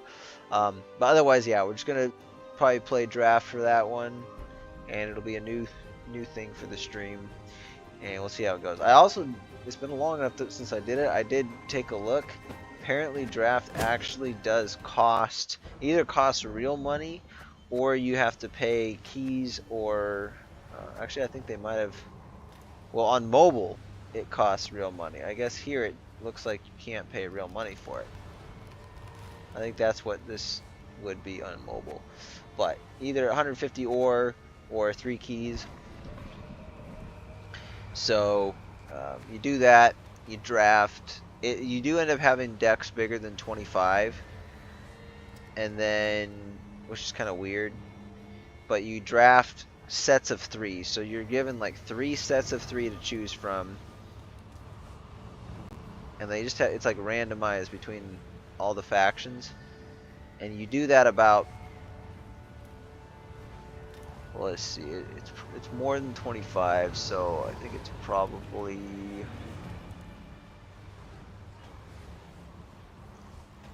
I think it's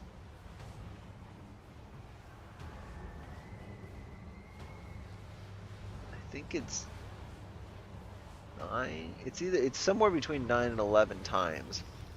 It's been a long time since I've done it. Anyway, so that'll just be kind of a fun thing for this stream. So, all right. Well, thank you guys for watching. Hope you enjoyed. Had some good games for you. We'll see you next time. And until then, happy gwenting.